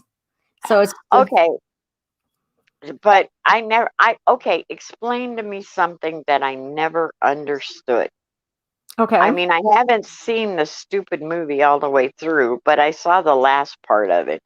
Mhm. And what is the triad thing they keep talking about? Oh, the dyad, it's just another Oh, fancy dyad. word. Okay. Yeah, it's just another fancy word that makes the Force bond be more OP for characters. We know that there's a Force bond that people can share with each other in the original lore. If you, I'm pretty sure you noticed that. Like that's including Luke and Mara Jade. But just because you have that Force bond with them doesn't mean your powers, your Jedi skills are enhanced. It just means that you are connected. And stuff. So, Okay. but the Got it. dyad is similar to that, and they made it more extreme to where if you have a dyad, you can heal people now, and you can do this, and you can share each other's skills and all this other stuff. Oh, you can kiss each other and die. Okay, got it. All right. That's cool. Yeah. Don't kiss me or you will die. I'll just pluck all that force right out of you. Yeah. Okay, got it. I'm sorry. I Yeah. had to go there. Yeah. I I just, know. mm, Yeah. mm. I'm glad you guys are having a good time in the chat. Everybody's laughing. So I guess we're doing okay. Yeah. Dyad is basically the kiss of death, really. No, I'm joking. That to me, that's what it was. It was the kiss of death. It's like, Yeah. I love you. Here, take my whole life essence. This is great. I can't just heal you.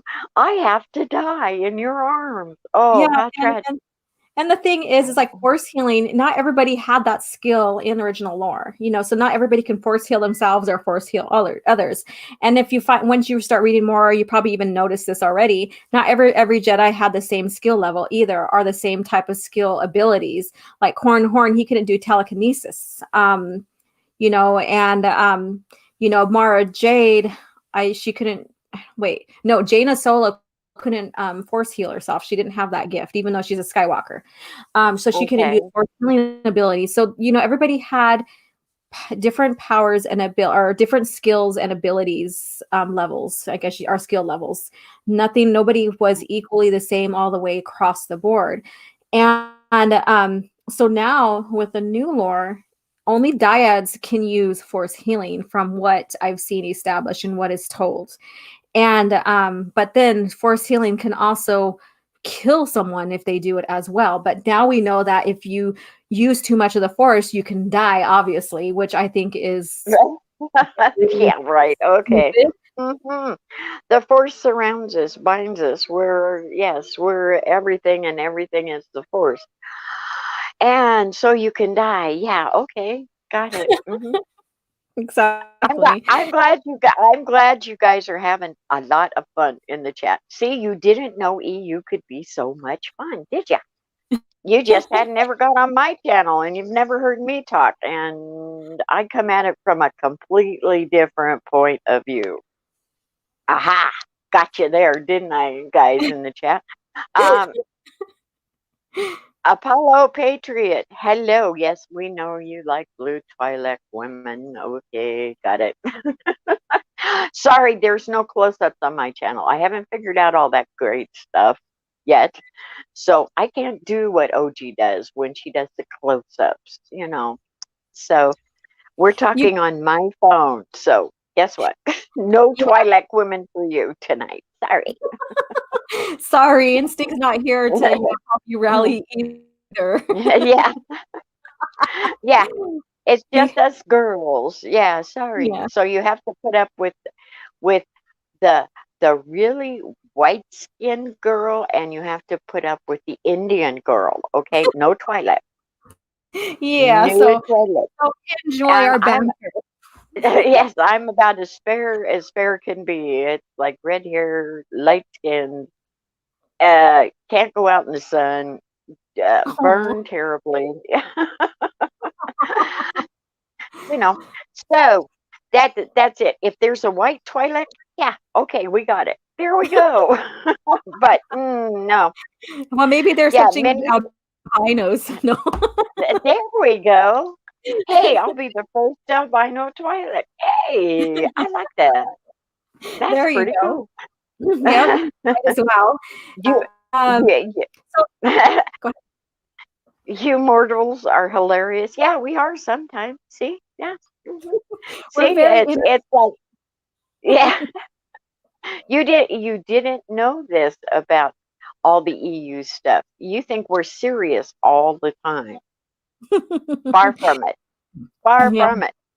It is so much fun talking about discussing the EU. You know, that's where truly the heart of the lore lies. Is if the movies are the foundation, and they're the strength of the overall lore. Everything expands from that. But when you get into the EU and stuff, there's a lot of heart in there, Mm-hmm. and it's so much fun to Yes. discuss. Oh yeah, and I'm just enjoying the heck out of having you on, and I appreciate it so much that you said you would come on with me. You Mm. really don't know how much I appreciate it because I can't type as fast as what I'm thinking in my head. Forget it. I'm not one of those speed typers, and I'm usually on my phone, so I have to go A B And O then, oh U crap, the T. stupid autocorrect and misunderstood what I Oh was yeah. typing. Oh yes, my autocorrect. I hate it with the passion. And then by that time, I have a lag on my phone to boot. So it's Mhm. like by the time I get it out there, you guys are already on to something else, and then it pops up in the chat, and you're like, "What the heck was that about?" Yeah. You Yeah. know. So, oh, you like the let's see, you like the post credit scene in The Mandalorian. A lot of people did. You Mhm. know, Yeah. um, it's It doesn't make I sense. yeah, I can't. We were talking about that earlier. Um, Mhm. that it should have been one of the Huts, and that would make sense. Not Exactly. not you know, Yeah. not the other guy, not the fatty guy that got fatty over the years. Okay. Yeah. And But I will refer back to the EU. We have the Bounty Hunter Wars, and Jango did get involved with that, or not Jango, Boba, but he was never the kind of person that worked with others too well. He was always good, independent. And when you get further into the lore, like when he meets his granddaughter, that's a parent as Mhm. well, and he has to, figure out how to be a grandfather and a family member because of his isolation. And I don't want to spoil his family arc with you, lady, but I think you will enjoy reading about it. It's kind of tragic as well. Oh, But okay. it's And heartbreaking yes. in a sense. Oh, okay. Yeah, Hmm. that's like I already know when one thing Chewie dies, it's like, oh my God. Hmm. Oh my Yeah. God. Oh my God. And so yeah, it's okay.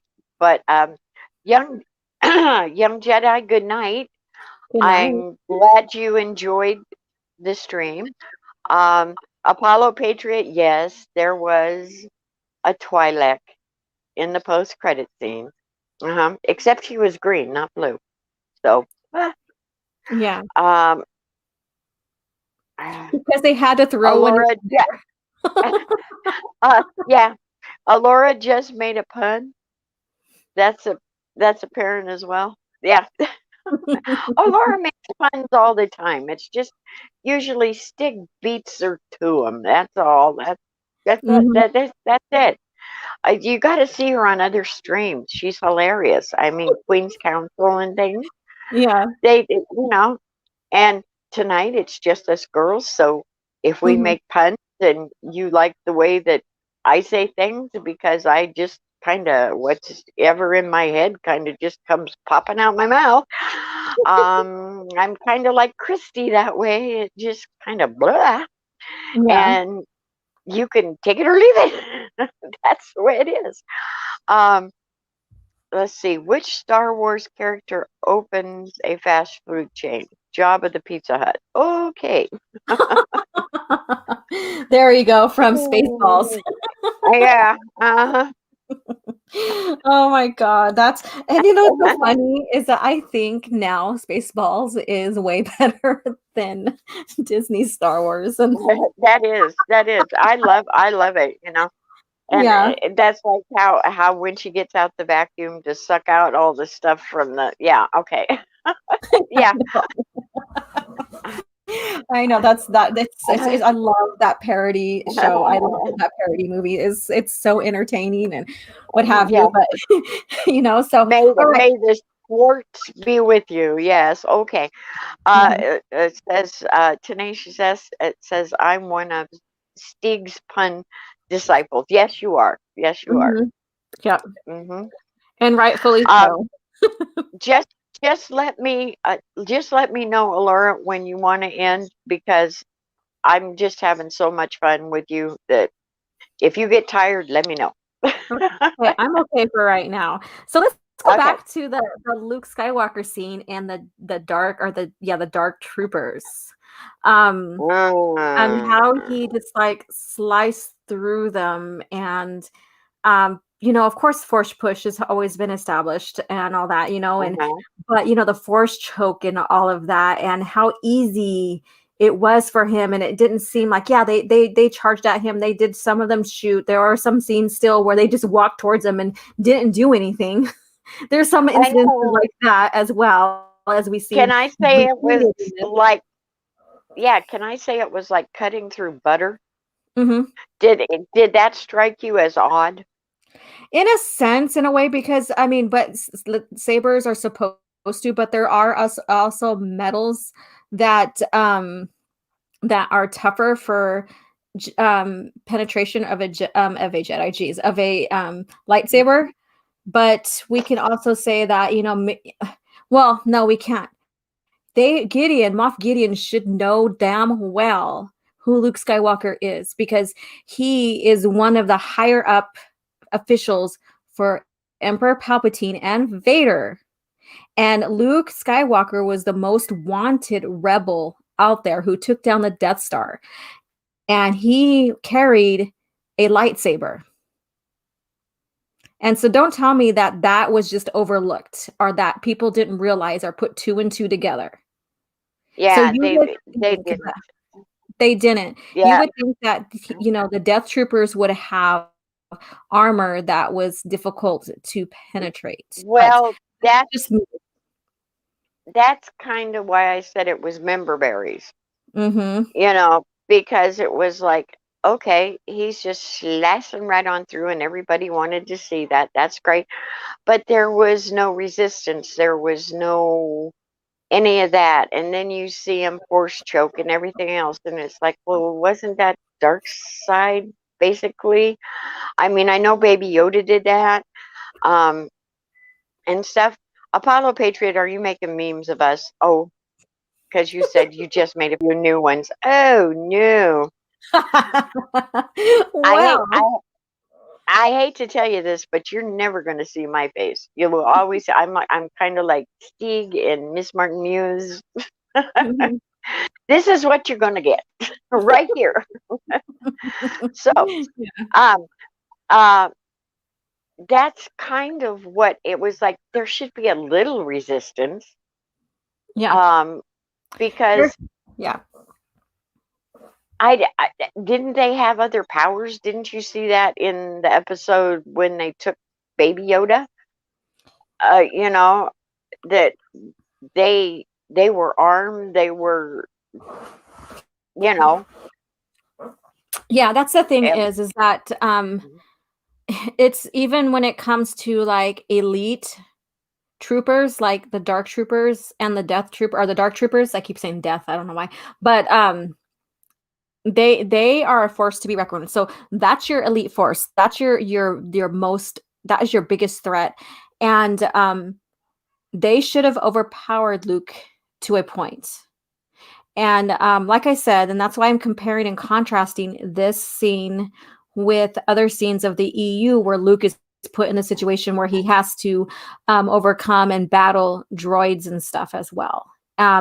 Is that you know, that's going to be so good. I can't wait to see yeah, that.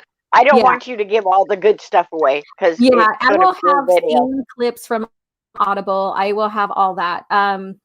You know, so you would think because they're coming at him in different angles at one point that he cannot as a single Jedi be able to guard against all the blasters going with him with his lightsaber. Um Mm, you know, and that's apparent in, like I said, in the original lore during that time frame for him. Also, we also see, you know, Jedi in PT, Revenge of the Sith, who were overcome by droidekas. And that's okay. Obi-Wan and Anakin. And they Hmm. were overwhelmed and then captured in the force field beam or whatever. And yeah, droidekas are basically Jedi killer droids that have like shields around them and stuff like that. But the point is that these dark troopers should be just as a threat, not as big as droidekas, but should have given him some difficult time, especially Uh-huh. when we don't know if he's ever fought against these guys before. Um, question for you. I'm surprised they didn't have force fields around them. Yeah, you would think they would have something like that. There are like the Sentinels that I've talked about that were made by Thrawn or Thrawn had at one point that they had cortosis metal inside their armor so that the lightsaber couldn't penetrate it. So you would think that they would have the armor would be, you know, have some kind of protection on top of that. But who knows? I mean, you know, this was made to be a badass scene for Luke Skywalker. I get it to pull in the crowd who loves Luke Skywalker. I Mhm. get it. This was something to please the fans. I get it. But I'm looking at it out of taking my emotions out of it. And I'm looking at it in a very critical analysis of like, Mhm. okay, why? Okay, so we're supposed to believe within 5 years he became that strong when we know in the EU he was still doubtful and his skills level wasn't that much during that time. So why now? And then we're supposed to think, okay, so since he's this strong, just 5 years after declaring himself a Jedi and Jedi Knight, but still his skill level is very insignificant compared to Vader's and stuff. We're to think that okay, so he's at that skill level now at 5 or 9 ABY, shouldn't he have been able to fight against the siege of his temple? And because he's Yeah. even more powerful 25 years later. Yeah. See, yeah. And that's why I kind of wondered about those guys too. It was kind of like, okay, these guys are supposed to be really bad, you know, and he had no trouble whatsoever, you know, just slicing through everybody. Nobody gave him any resistance. And so Jack of all casuals was saying, could it have been Shatterpoint ability? No, he force crushed. Shatterpoint is basically taking, like, having that time to observe the very fine like microscopic details of something and finding that point where there's a weakness, and then you basically tap or whatever, and then it like falls apart.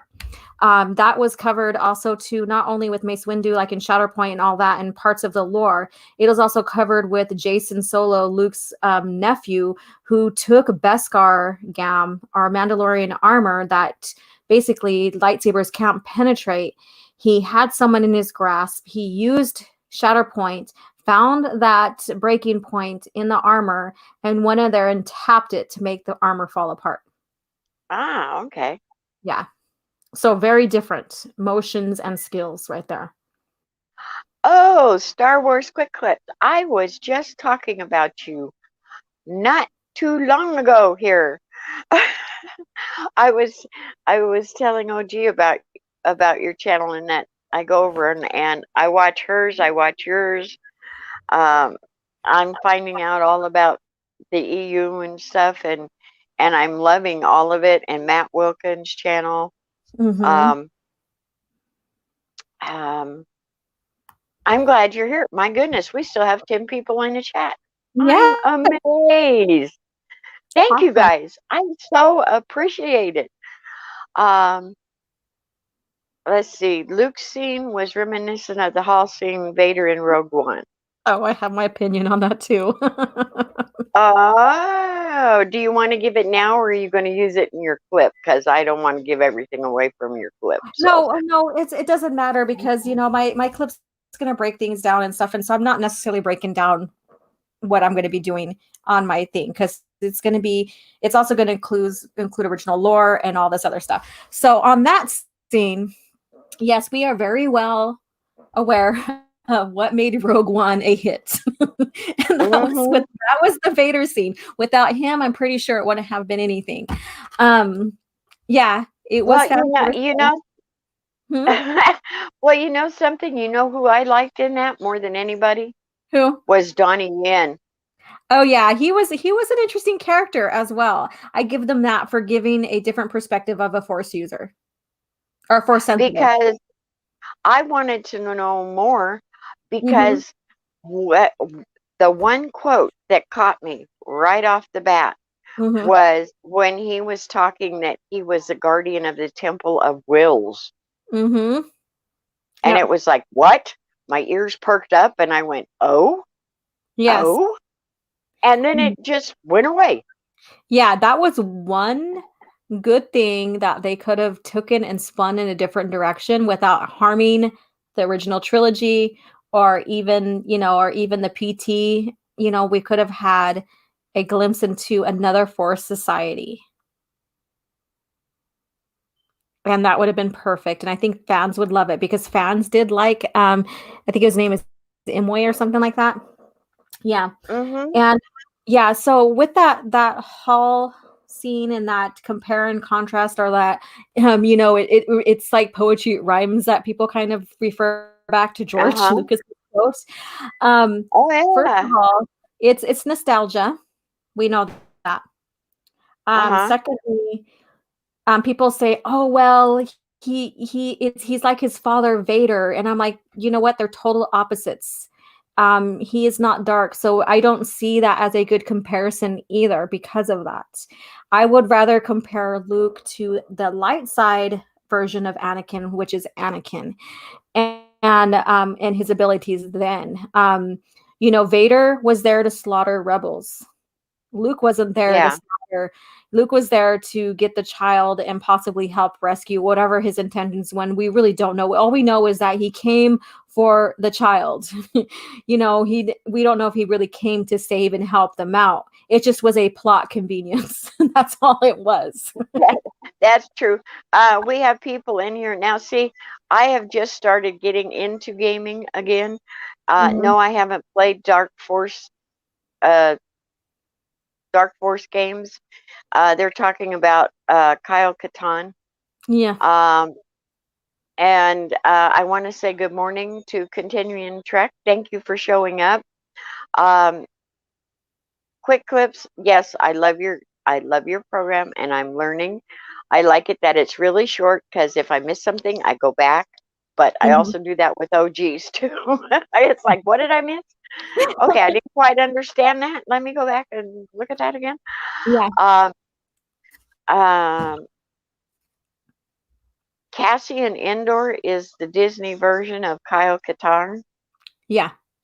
In a sense, when you get a chance to read the Dark Forces trilogy books, and they're just quick reads, they're not that thick in number, the books. They're Hmm. linked to the game, but they do have a trilogy book, and Kyle Katarn is an actual character, so he's not a game character. He's an actual character that is expanded later on with Luke and one of Luke's masters in the Jedi Order. He had a hard time against dark troopers as well, and he is a Jedi, and he has force abilities and blah blah blah, so he had a hard time. And so this is Hmm. where it kind of was disappointing for fans who know how ruthless those death or dark troopers are, and Yeah. then for Luke to come in and boom boom and just slice them up like butter. Oh, okay. I see. Hmm. So they're a lot more ominous than what they were made out to be. In Yeah. other words. Hmm. Okay. That's Yeah. cool. Well, I'm sorry, but since you've been doing the comics and the Clone Wars, Hmm. um, I'm sorry. I'd be like Stig and do the close up. I'm sorry, he can go for all the hot women that he wants to. But I tell you what, Quinlan Voss, oh my.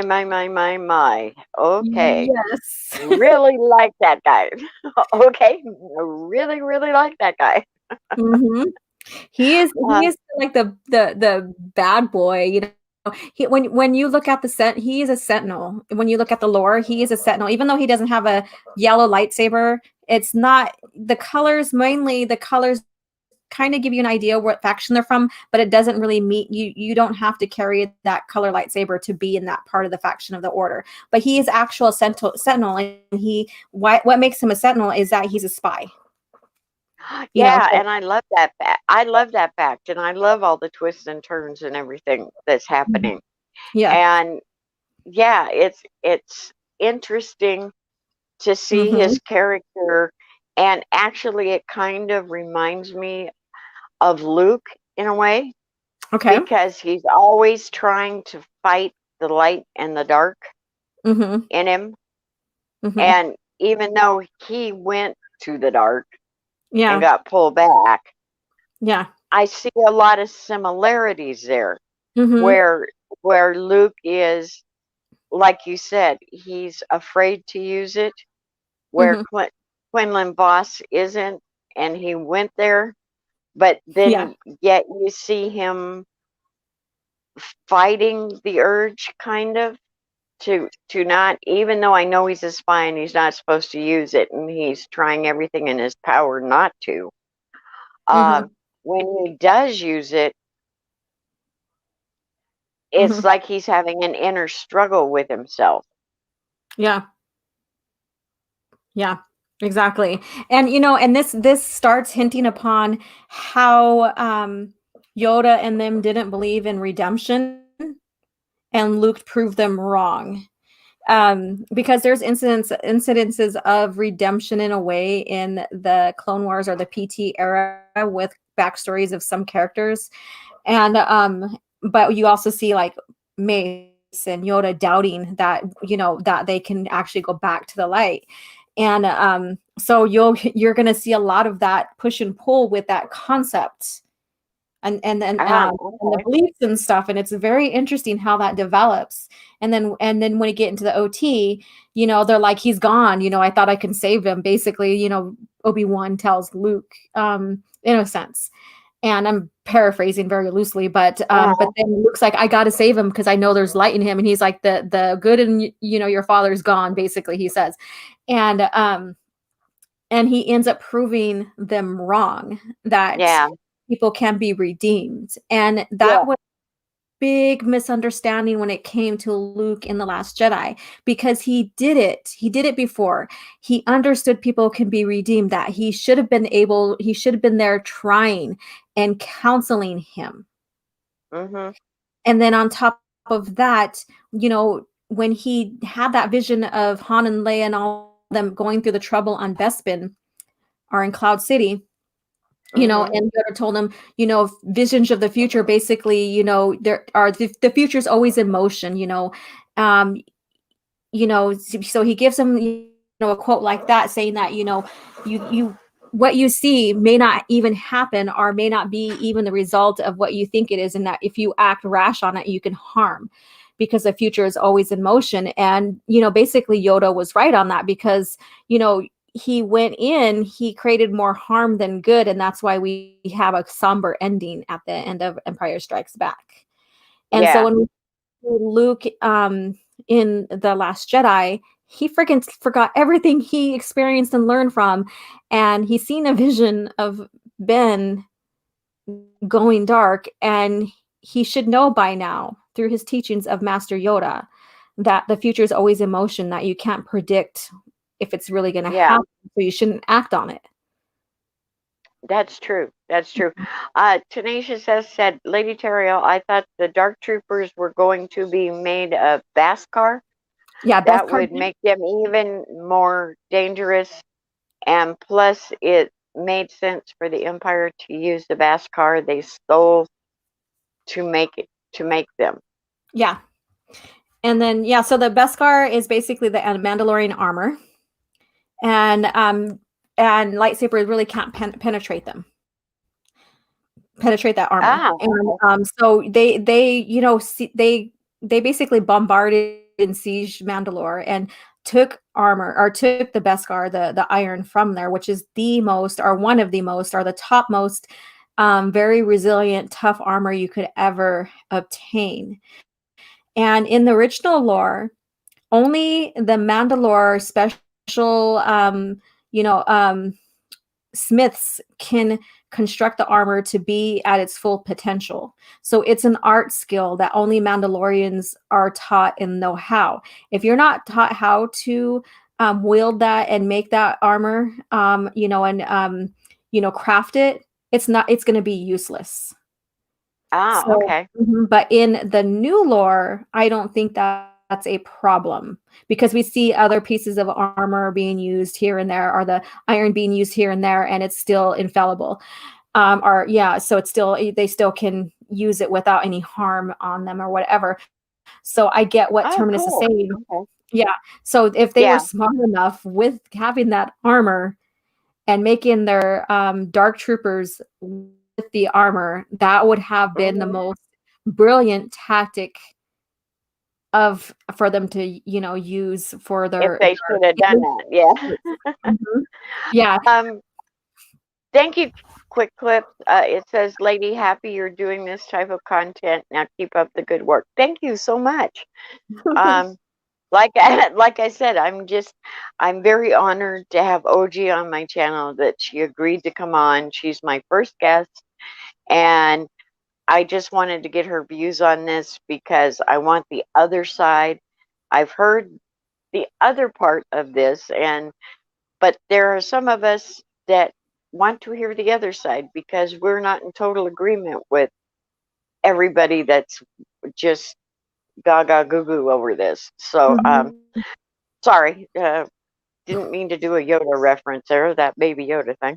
Gaga goo goo. Yeah, and the thing Uh, is that um because I'm on the opposite spectrum with this, and I put my opinion out, whether it's compare or contrast or whatever, or even saying I didn't like something, then people were like, they take it as an attack towards them. And I yeah, don't it's understand that concept, because if I was gonna, attack someone on it, mhm. or at least um question someone on it, maybe I would approach them and be talking directly to them. When I'm given my opinion or saying I don't like something, or even if I say I like something, that's not targeted to anybody other than just giving my opinion. You could take it or leave it and talk with me about it, like in a sense that's constructive, but don't take it personal. Yeah, see, that's kind of why I tweeted what I did, because um, it's not personal. You're just setting out facts, and even from the other side, they're setting out facts. Mm-hmm. Don't take it personal. Don't take it like a slam. Everybody's uh, giving their point of view. You're Mm-hmm. doing it from the lore side. They're doing it from the feel side or the Disney side, and running with their thoughts. And that's fine. Like I said, you can take it or you can leave it. If you like Disney, more power to you. Mm-hmm. You Yeah. know, um, and like I said, I can't say that I wasn't touched by seeing Luke. I Mm-hmm. mean, come on, everybody gets touched by seeing Luke, good or bad.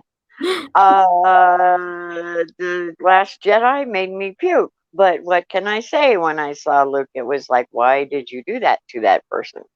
Yeah. But I understand that. Okay, now it's my turn to get a drink. Yeah, go ahead. All right, so let me see here. So Apollo says, I don't trust Filoni. And then he also states, but I love my Dave Filoni memes when I make them. And he's got a couple laughing faces. I enjoy seeing those memes as well. I never cared for him from the beginning. There's a lot of reasons why. And I never put him on a pedestal, but I do give credit where credit is due. There are some Clone Wars episodes that I enjoyed. But more than none, there's a lot that I didn't enjoy. And I am the kind of person that looks at continuity, and I've always been that way. I've always looked at lore and how well, or is it connected? Does it make sense from what came before and what is established after that time frame? Does it make sense? Does it tie in? And if it doesn't, that's where I start losing the connection with it. And there are a couple of novels where I like, oh crap, wait a minute here. I know that they work together with George and with, like Sue Rustoni at the time, and all of them to help maintain the continuity from novel to novel to novel. But there was a Mhm. disconnect right here, kind of deal, and that I posted one of those disconnects on Twitter today, and it was about Leia or Luke saying, because she's like, oh, thank you for the saber. And this is when she gets the red saber. Thank you for the saber. She goes, but I've never considered myself a Jedi. And I thought Jedi had to earn theirs and, go through training basically. And he goes, you of all people should, or basically tells her, because of who she is, she should, that she should be a Jedi no matter what. And I'm paraphrasing. I have to listen to it because he didn't quite say it that half-heartedly like I said, but but basically he says, because of who you are, you should you should basically be a Jedi. And she's like, wow, I never seen it that way, blah blah blah. And they do practice dueling together, and it shows that she has been practicing on her own since the Thrawn trilogy. So it Mhm. takes a while because we all know that she also has senatorial and government duties as well as a family. So it takes her a while to become a Jedi Knight. And I'm just glad that because there's that small little disconnect, and I get Luke's point because of who she is. She has Anakin or Vader's blood running through her and all that. I get that point. I'm just glad that she decided to take on another master to fully become a Jedi Knight. And so once you get to the what do you call it? The Darkness trilogies, that's when she becomes a Jedi Knight. And that's right before the Yuuzhan Vong War. So I'm glad that, that was, I get the point Luke was making, but I'm glad that she went ahead and took it upon herself to complete training, to do it in an honorable way, basically. Yeah. I want to say hi to Yellowbeard. Mm-hmm. That's nice to see you in the chat. Yeah, because he looks at all my videos too. He's one of my regulars that checks out all my videos. So I appreciate that. And hello. Oh my goodness, we've been going for 2 hours, girl. Yes. Because it's been so much fun. Like I said, we can probably talk forever about the EU. And I was still waiting to see if Stig is awake, and he hasn't replied to me. So basically, he's probably asleep. He's sleeping. Yeah, he's sleeping. He's being lazy. What can I say? And that's fine. All right. So in the EU, because I know you said you read the Thrawn trilogy and stuff. So what do you think about her relationship with her husband, Han? And and reading that, how did it make you feel? I mean, considered what had happened to them in the Disney or Disc canon. I really like the back and forth, and they complement each other so well. Mm-hmm. And they were always like an old married couple. And to me, it seemed like he got a little more force sensitive, but he's always had that knack. Mm-hmm. Just because I guess the smuggler in him. Okay. They seem to be so attuned. The person that I love, though, I love Thrawn. Yes. I mean, Thrawn is just a master chessman. You can see the pieces. You see, it's amazing how his mind works. Yeah. And he's so cool and calm and collected, and it's like he's looking at a chessboard. Mm-hmm. To me, that's the way he works. Yeah. Yes. And I have, been in debates or maybe even arguments with Thrawn being brought back into the Disc canon through Rebels and stuff. And then now, Zahn is writing, I think he's got 2 trilogies now in, coming into the new EU. So I've been in like debates and stuff with people about Thrawn's character, in the original lore versus this lore. Many people are like, oh, well, he's still the same. He is still the same Thrawn. He still has this and this and this. And I'm like, no, he doesn't. Basically, what you're getting, and Zahn will write him well because that's his character. Just like Filoni will write Ahsoka well because that's his character. So I get that. But the thing is how Thrawn develops, how he developed in the original lore is not the same way that he developed in the new lore. In fact, he's in the lore, in the new lore, Disney's canon, he's not even from Chrysella or whatever it's called. So he's not even really from the original Chiss planet. Okay. And when he was at the academy, it was interesting. Mm-hmm. Okay, I'm trying to think of what book I read about when he was coming up through the academy. And he had that one guy that was his friend that he made into his interpreter, and then the guy moved up through the ranks with him. He kept him with him as they moved up. And I found it very interesting because he's very loyal. That's the one thing that I found that was interesting. No matter what he was doing, the people that did him well, or did him a favor, or did not desert him, he was always loyal to them. Yeah. I think you might have read one of Disney's new Thrawn books. I think I'm trying to remember now. I don't know. That's what I'm trying to think, because I know that Outbound was the introduction of Thrawn. Okay, I don't have Outbound Flight, but I do have Thrawn. So maybe that was it. You have a book just called Thrawn, and that's it? Timothy Zahn. Yeah, that's the new lore. Oh, I got the wrong book. Oh no. Yeah, but that's okay. Enjoy it. I mean, if you enjoyed it, he's a great writer when it comes to his own character. And Well, and so I think go ahead. Yeah. Go ahead. Okay, so I think that's where people get confused on when they think, oh, well, he's still the same Thrawn as we've known him in the original lore. No, because his development's completely different. In fact, the person that Thrawn takes under him is Admiral Pelion, or Pelion. And Okay. yeah, so it's very different. And so when he is brought in by the Empire in the original lore, it was very frowned upon because they are xenophobes, basically.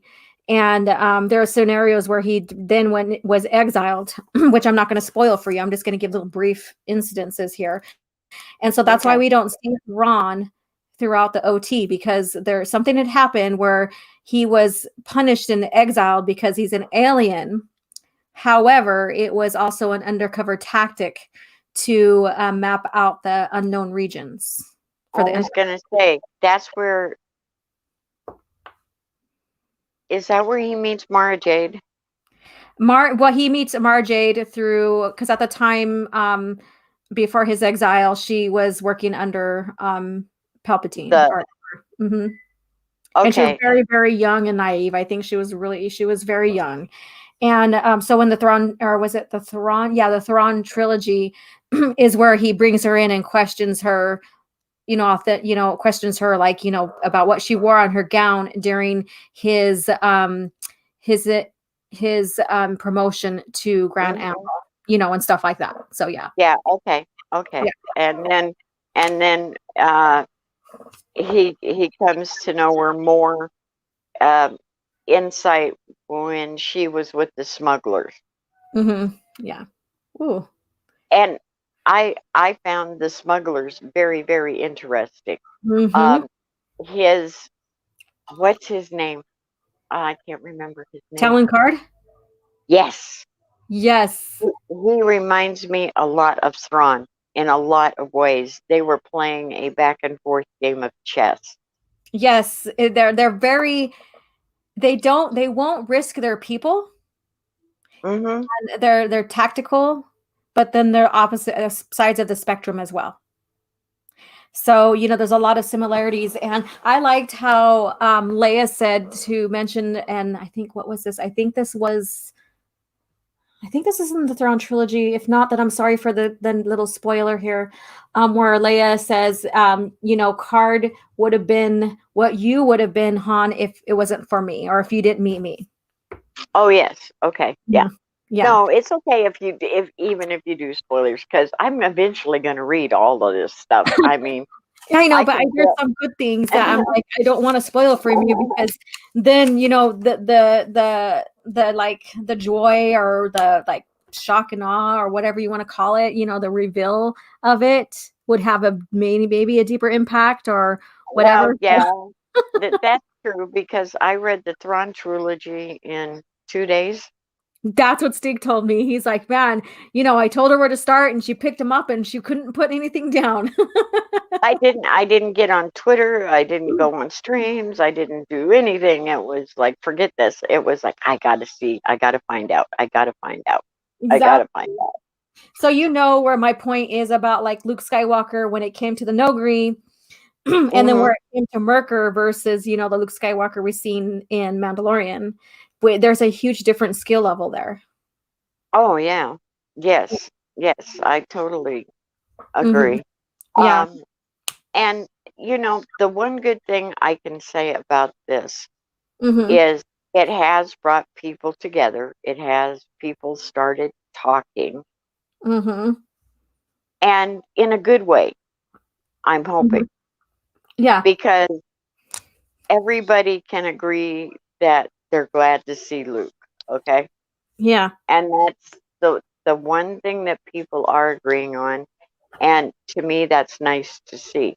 We may not agree on what's going to happen, how it was, or Hmm. where it's going, but for right now, at least people are having an open discussion and not going after each other.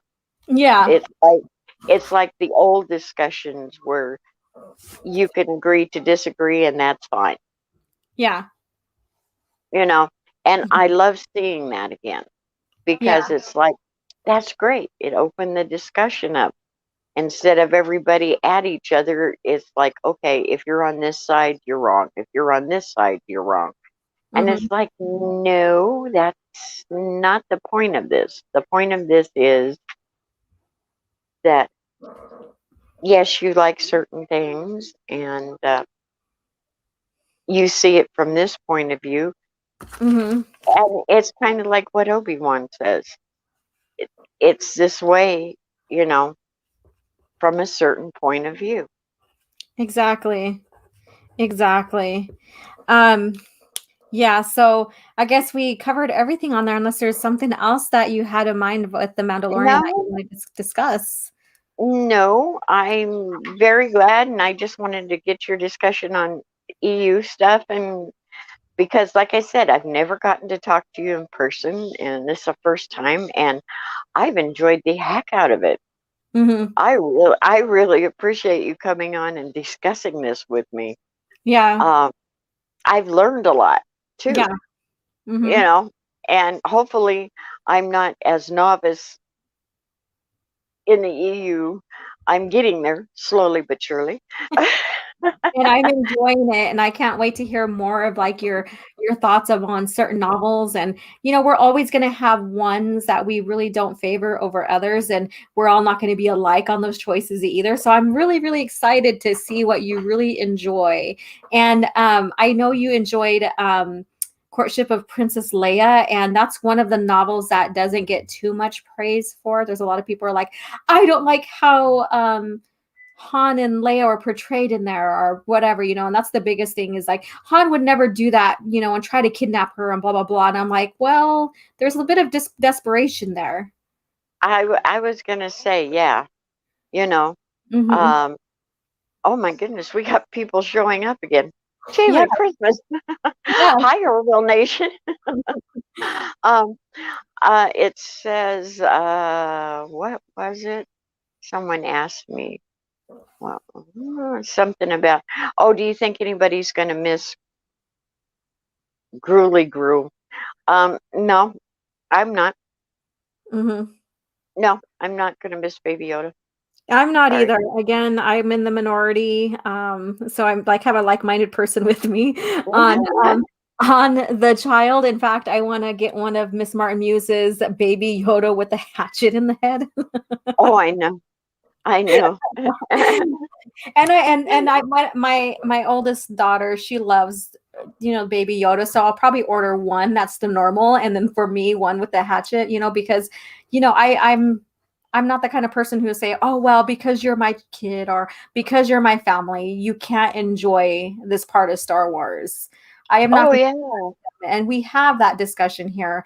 And we've had that discussion with how Kylo Ren or Ben Solo was a very interesting character until that helmet was taken off and until they started regressing his character. And and what could have been if they played out his character better Oh, in yeah. If he left, yeah, left the mask on and not um, become touchy feely. Uh, th- exactly.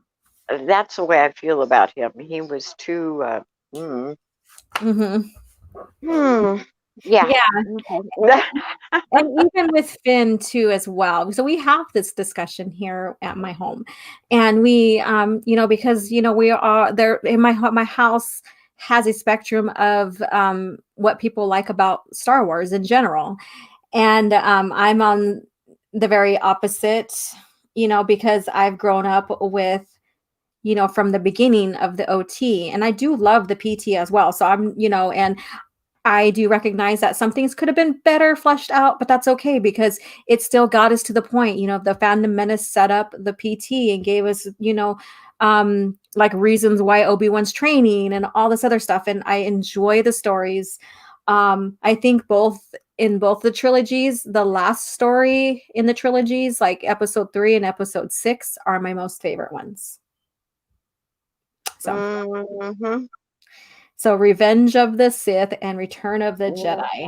They Oh, are yeah. my most favorite, of them because there's so much emotional pull and logical storytelling that it just outweighs that. And we see the transformation of like Anakin into Vader and Luke into a Jedi Knight.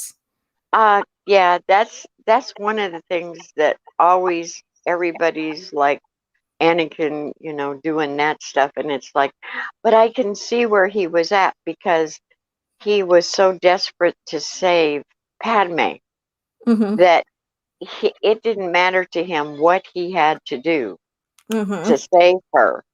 Yeah. And I understand why he went there. It Yeah. maybe wasn't the right way, and his visions. Okay, let me ask you this. Do you think he fulfilled his vision? And if he would have listened to Yoda, she would not have died? When you look at his vision and you look at her dying, he's seen her death. So he's seen the result of his actions that he decided to take by becoming Sith. But he didn't know that. That's why it keeps on saying the future is always in motion. So you think if he'd have controlled his emotions just a little more, Vader would have never come to fruition? Yeah, if he would have listened and to about the attachment part, and this is what Luke covers well in his New Jedi Order in the original lore, is that when he asked the Jedis to fully commit to the order, and then they questioned him, well, what about our families? He's like, no, I'm not saying you to dismiss your families. I just want to let you know when you're on missions, you're going to do a lot more for the order, and that you're going to be separated from your families for some times and stuff like that. So so Luke, in a way, even though he didn't realize too much about the attachment issue with the old order, is that he fixed it. But during that time, and even if you read the novelization, and you're gonna love Revenge of the Sith novelization, is friggin' amazing. Yoda realizes that they were stagnant and not growing during peacetime, that he trained the Jedi like how he was trained for peace, and that he didn't allow them to grow and evolve like the Sith grew and evolved. And so Okay. he realized the flaws of that because they weren't prepared for the Sith's return. They were just using the same tactics of training and stuff and not allowing the Jedi to evolve, not allowing the order to evolve. So he recognized that.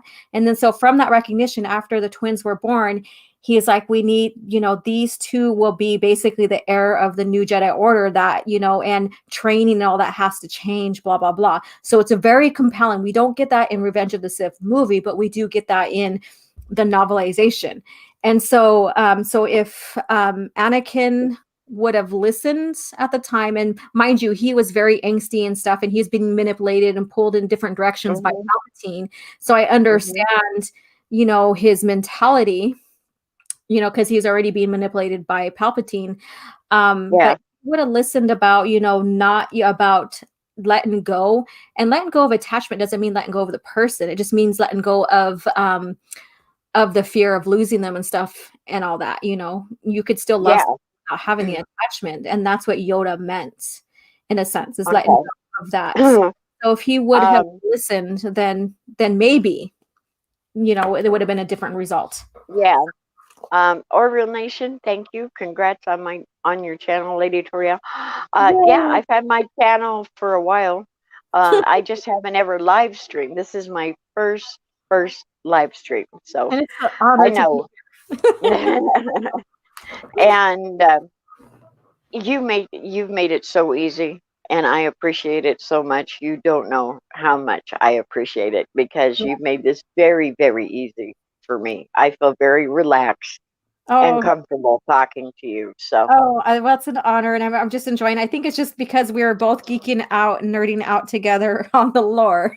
It's so much fun. But that's my perspective on knowing, like what Yoda was saying, the future is always in motion, and I think maybe just this year and having time to really sit down and analyze that scene of Padme dying, and then going back and looking that he's seeing her on the birthing table on Polis Massa, that mhm.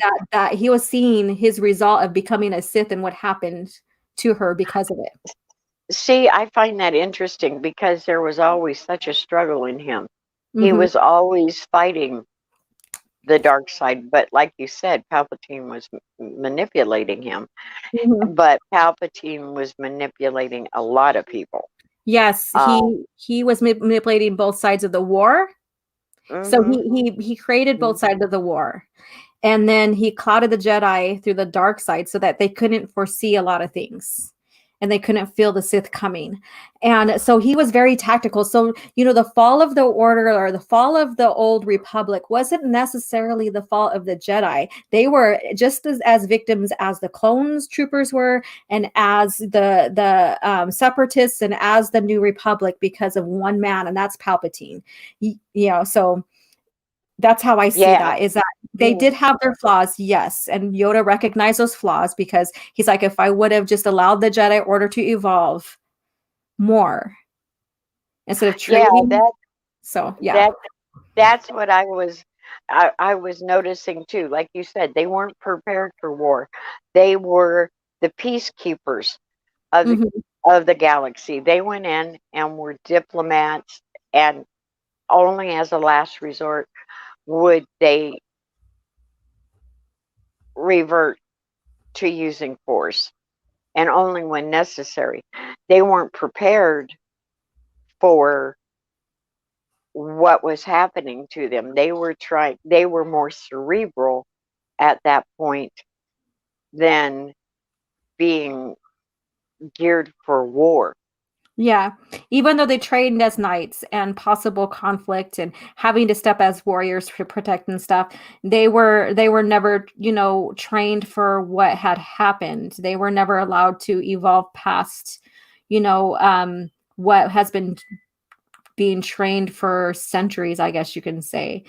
And Hmm. so I thought that was a very interesting, like, thought from Yoda, and realizing his mistakes on being complacent. Yes, and yes, Orville Nation, yes, it's my first stream. Hopefully, I'm doing well. So we're hanging in there. Yes, Um, yes, you are. You're doing great. And so I recommend, to pick up that novel. And a little fun fact is that George Lucas was helped Michael Stackpole with that novel. uh-huh. So That's cool. he Well, met him on Skywalker Ranch, and they went and, and fleshed out that novel. you see it on Yoda's face in the movie. Hmm. When Order 66 comes down Yeah. and he killed the two stormtroopers, Yeah. and you just you see, I don't It- know, It's defeat. heartbreaking. Yes. Yeah, you It's see heartbreaking. defeat, Mhm. regret, and kind of like that flashed across his face, like, why didn't I see this coming? Yeah. Yeah. And then the younglings, of course, everybody just "Meh." And I know it's horrible, but Palpatine did that, made him go and do that in order to turn him fully to the dark side. Yeah. And like I And said, hold that thought. But like I said, when you have a chance, pick up the novel. You oh, will, I will. I'll have to order it. yeah. And it's the book, the actual book, and the actual Audible. The Audible is unabridged, so it's basically the full story as well. So it's fun when I find an Audible that is unabridged and it's the full story as a novel and it's not very plot heavy and scenes taken out. I will listen to it while I read the book, and that is such a great experience because then you get the Star Wars sound effects and all that in there. Yeah, so pick it up once you have a chance, and you're gonna friggin' not want to put that novel down. I guarantee it. Okay, well, I have Audible, so I can get it if I haven't got the book yet. So, it says, "Does Star Wars have gods that people worship? I've forgotten some history." They Um, Go ahead. No, the only thing I can think of is the wills. Are the wills part mainly the magical part of the Force? They're the wheels basically are the little sentient like microscopic, by basically the metachlorian system, I guess you could say, that people have. Ah, Yeah, okay. that was my impression on what George was getting with the wheels, but we would never really exactly know to the extent of how it would be fleshed out by him. But I would say if there's any gods, I would say, are any type of godlike beings, it'd be the celestials. Okay. Now, see, I know nothing about them. Yeah, so you'll learn once you get going, you'll learn, and they're not mentioned very much. So they're very mysterious, and in the lore, the Celestial is the one that created the galaxy. Oh, okay. Yeah, It says it wasn't the metachlorians. Now, metachlorians, I know, are in the blood system. yeah, Now, does so the increase or decrease of how many metachlorians you have, does that determine force powers yeah. or That how strong you are in the force? correct. So like, Okay. from my study of that, um, one has to have like 7,000 count of midichlorians to be considered for training to become a Jedi. That's the least. And so everybody has a count because the force basically binds and binds everybody in the Mhm. galaxy. So that's just like a conduit. It still makes the force a mystery. It just that midichlorians just shares on how someone can harness or their strength basically, but it still leaves the force a mystery because there's no understanding why people have certain force skills and the others don't. So it's still Oh, a okay. mystery. Um, So that's why you maybe have the discussion. Excuse me. you're fine. Um, have the discussion that Finn is force sensitive. Everybody has a force sensibility, um, but they're like depending like it doesn't mean that you can even harness the force. But So would like you say he was force sensitive? I think maybe in a sense JJ was gonna have him become a force sense or become like maybe a potential force user Jedi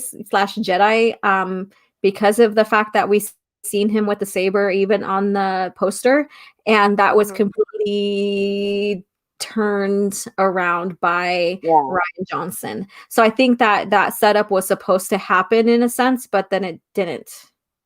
Yeah, I kind of wondered about that because even if he never became a Hmm. Jedi, Yeah. but just had, you know, where people think it's intuition, Yeah. which is maybe he just had enough metachlorians that he was sensitive.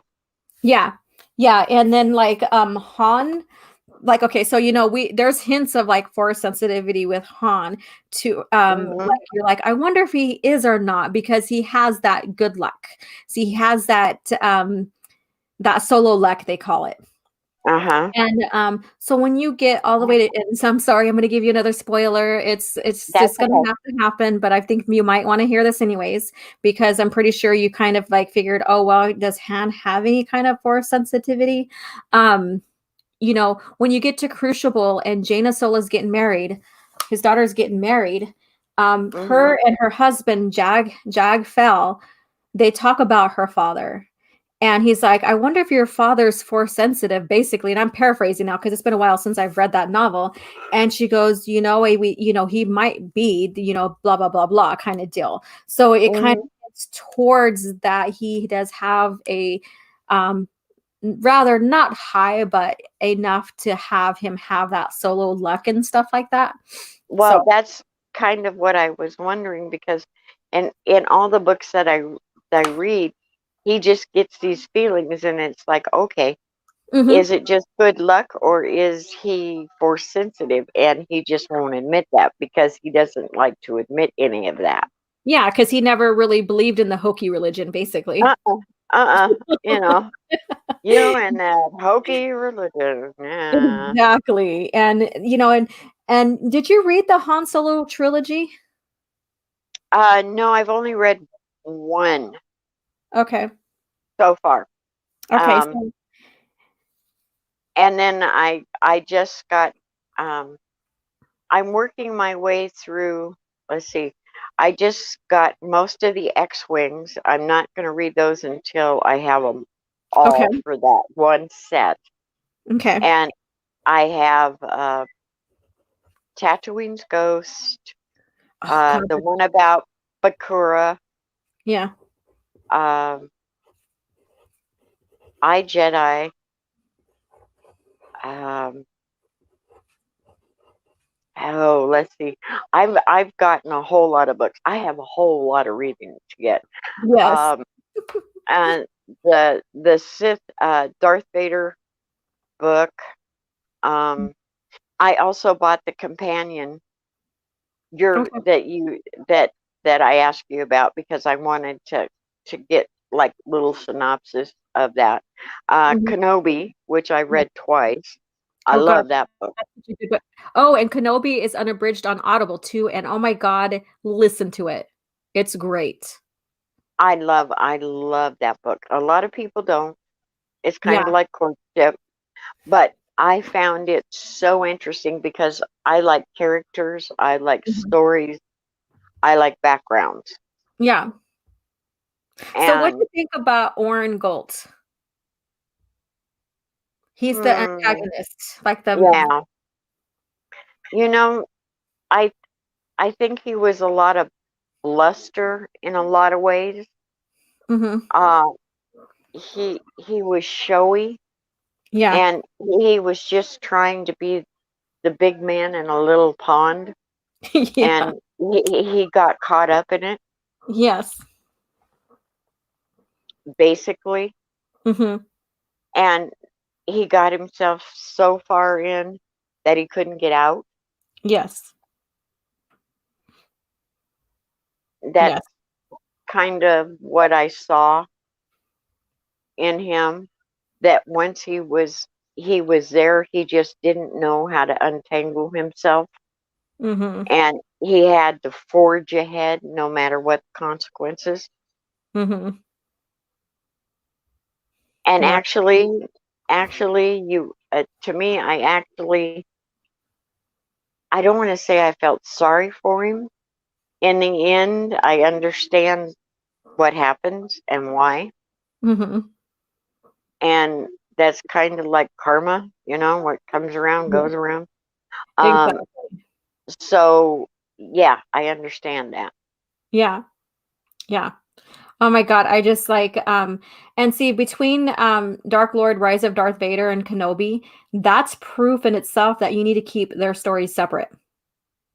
Mhm. And even in Dark Lord of the Sith, Rise of Darth Vader, was it that one?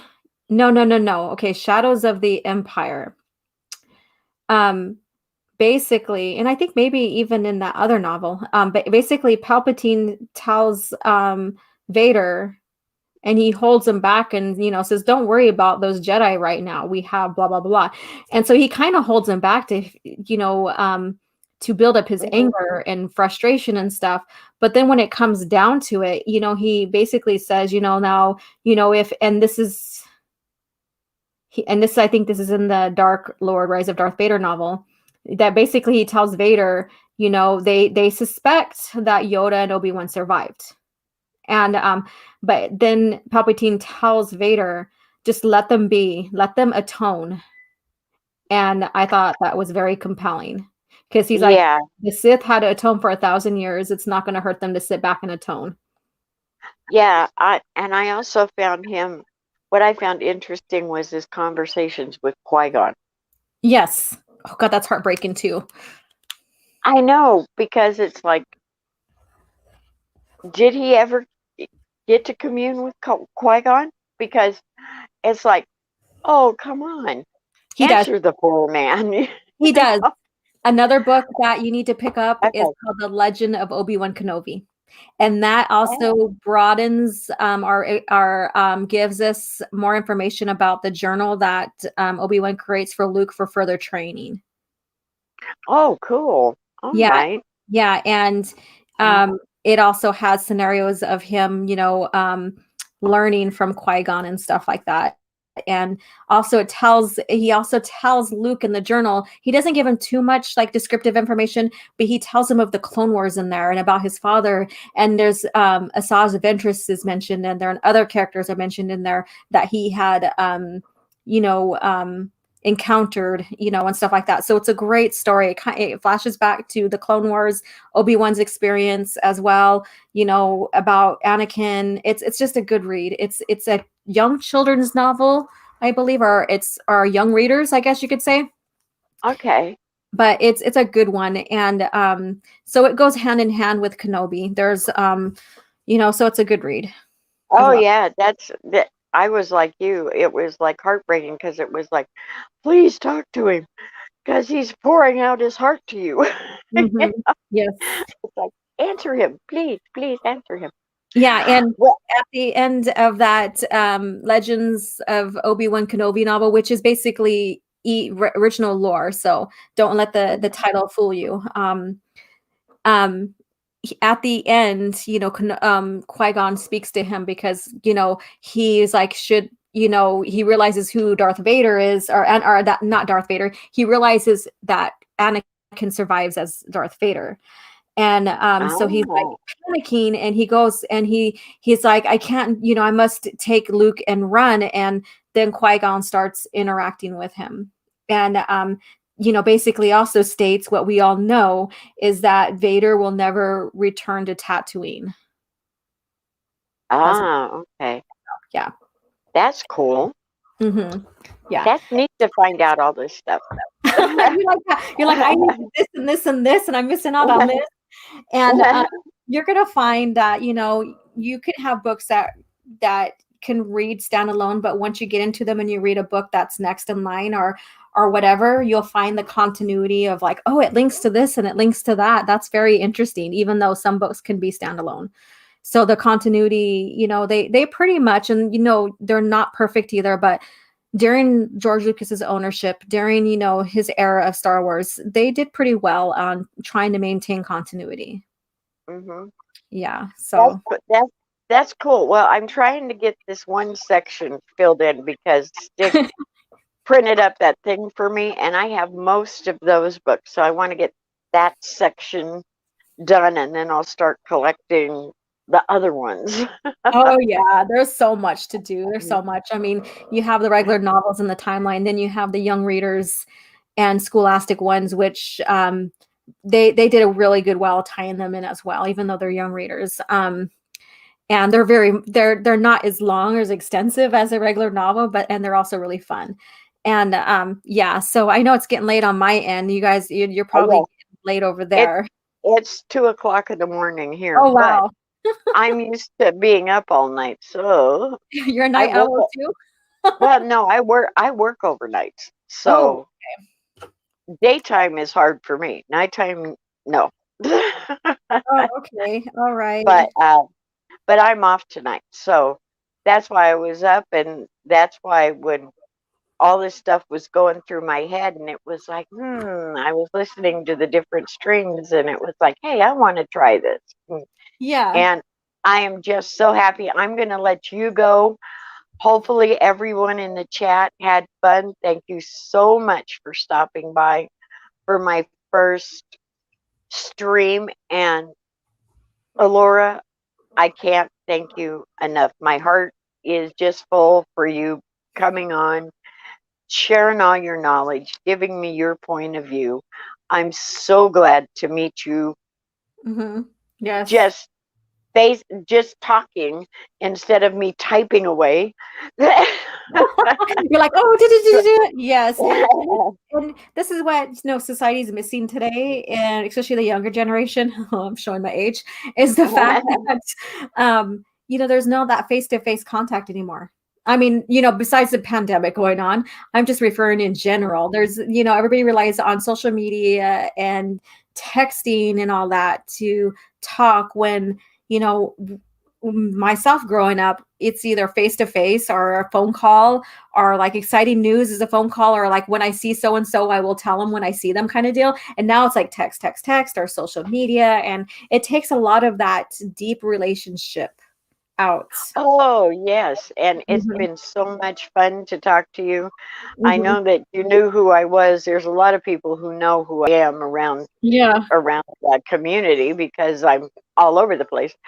But it's very nice to talk to you one on one, and I've enjoyed this so much. Yeah, for 2 hours and 45 minutes. Yeah. Uh, And Stig missed out. He would have friggin' enjoyed this conversation because he's like, I'd rather be on streams that, have good conversation about Star Wars with the EU and all this other stuff where it's fun and joyous to talk about.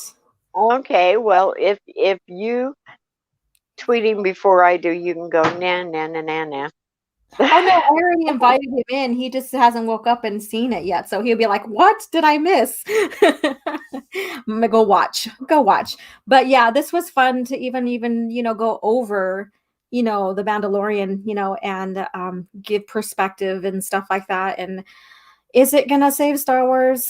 I don't see it. I still continue seeing them going down this lore trail, linking their lore together, like the rest of it, in mannerism that George did for his lore. So, but was it fun seeing Luke do what he did, and and seeing someone other than Jake Skywalker? Yes, it was fun. Yeah, that's true. That's true. Yeah, and yes, it was fan service, but we all know where the road leads to. And that's what's heartbreaking. So when people ask me how I felt, I'm like, I felt heartbroken. They're like, why? I go, because we got something that we've always wanted to see on screen, but it's leading to Yeah, something you else. know where it's Mhm. going. Yeah. Yeah. Mm. Okay, well, on that wonderful, uplifting note, uh, I That's why I love the EU, Luke. And Luke is the one that got me into the EU. yeah, you and me both. I love Luke. I mean, that's yeah. Okay, well, on that note, everybody, you guys have a great morning. Thanks to everybody for hanging out for so long. I appreciate it. And thank you, Alora, for coming on and hanging out this long. It's been informative and I had a blast. So did I. And we should maybe do this once a month and have just EU talk. That would be great. So think about that, and we'll talk about it in chat or something. Okay. Yeah. Sounds like a plan to me. Yeah. Okay, so everybody, you guys all have a good night, and we will see you guys later. All right. Good night, everyone. Night.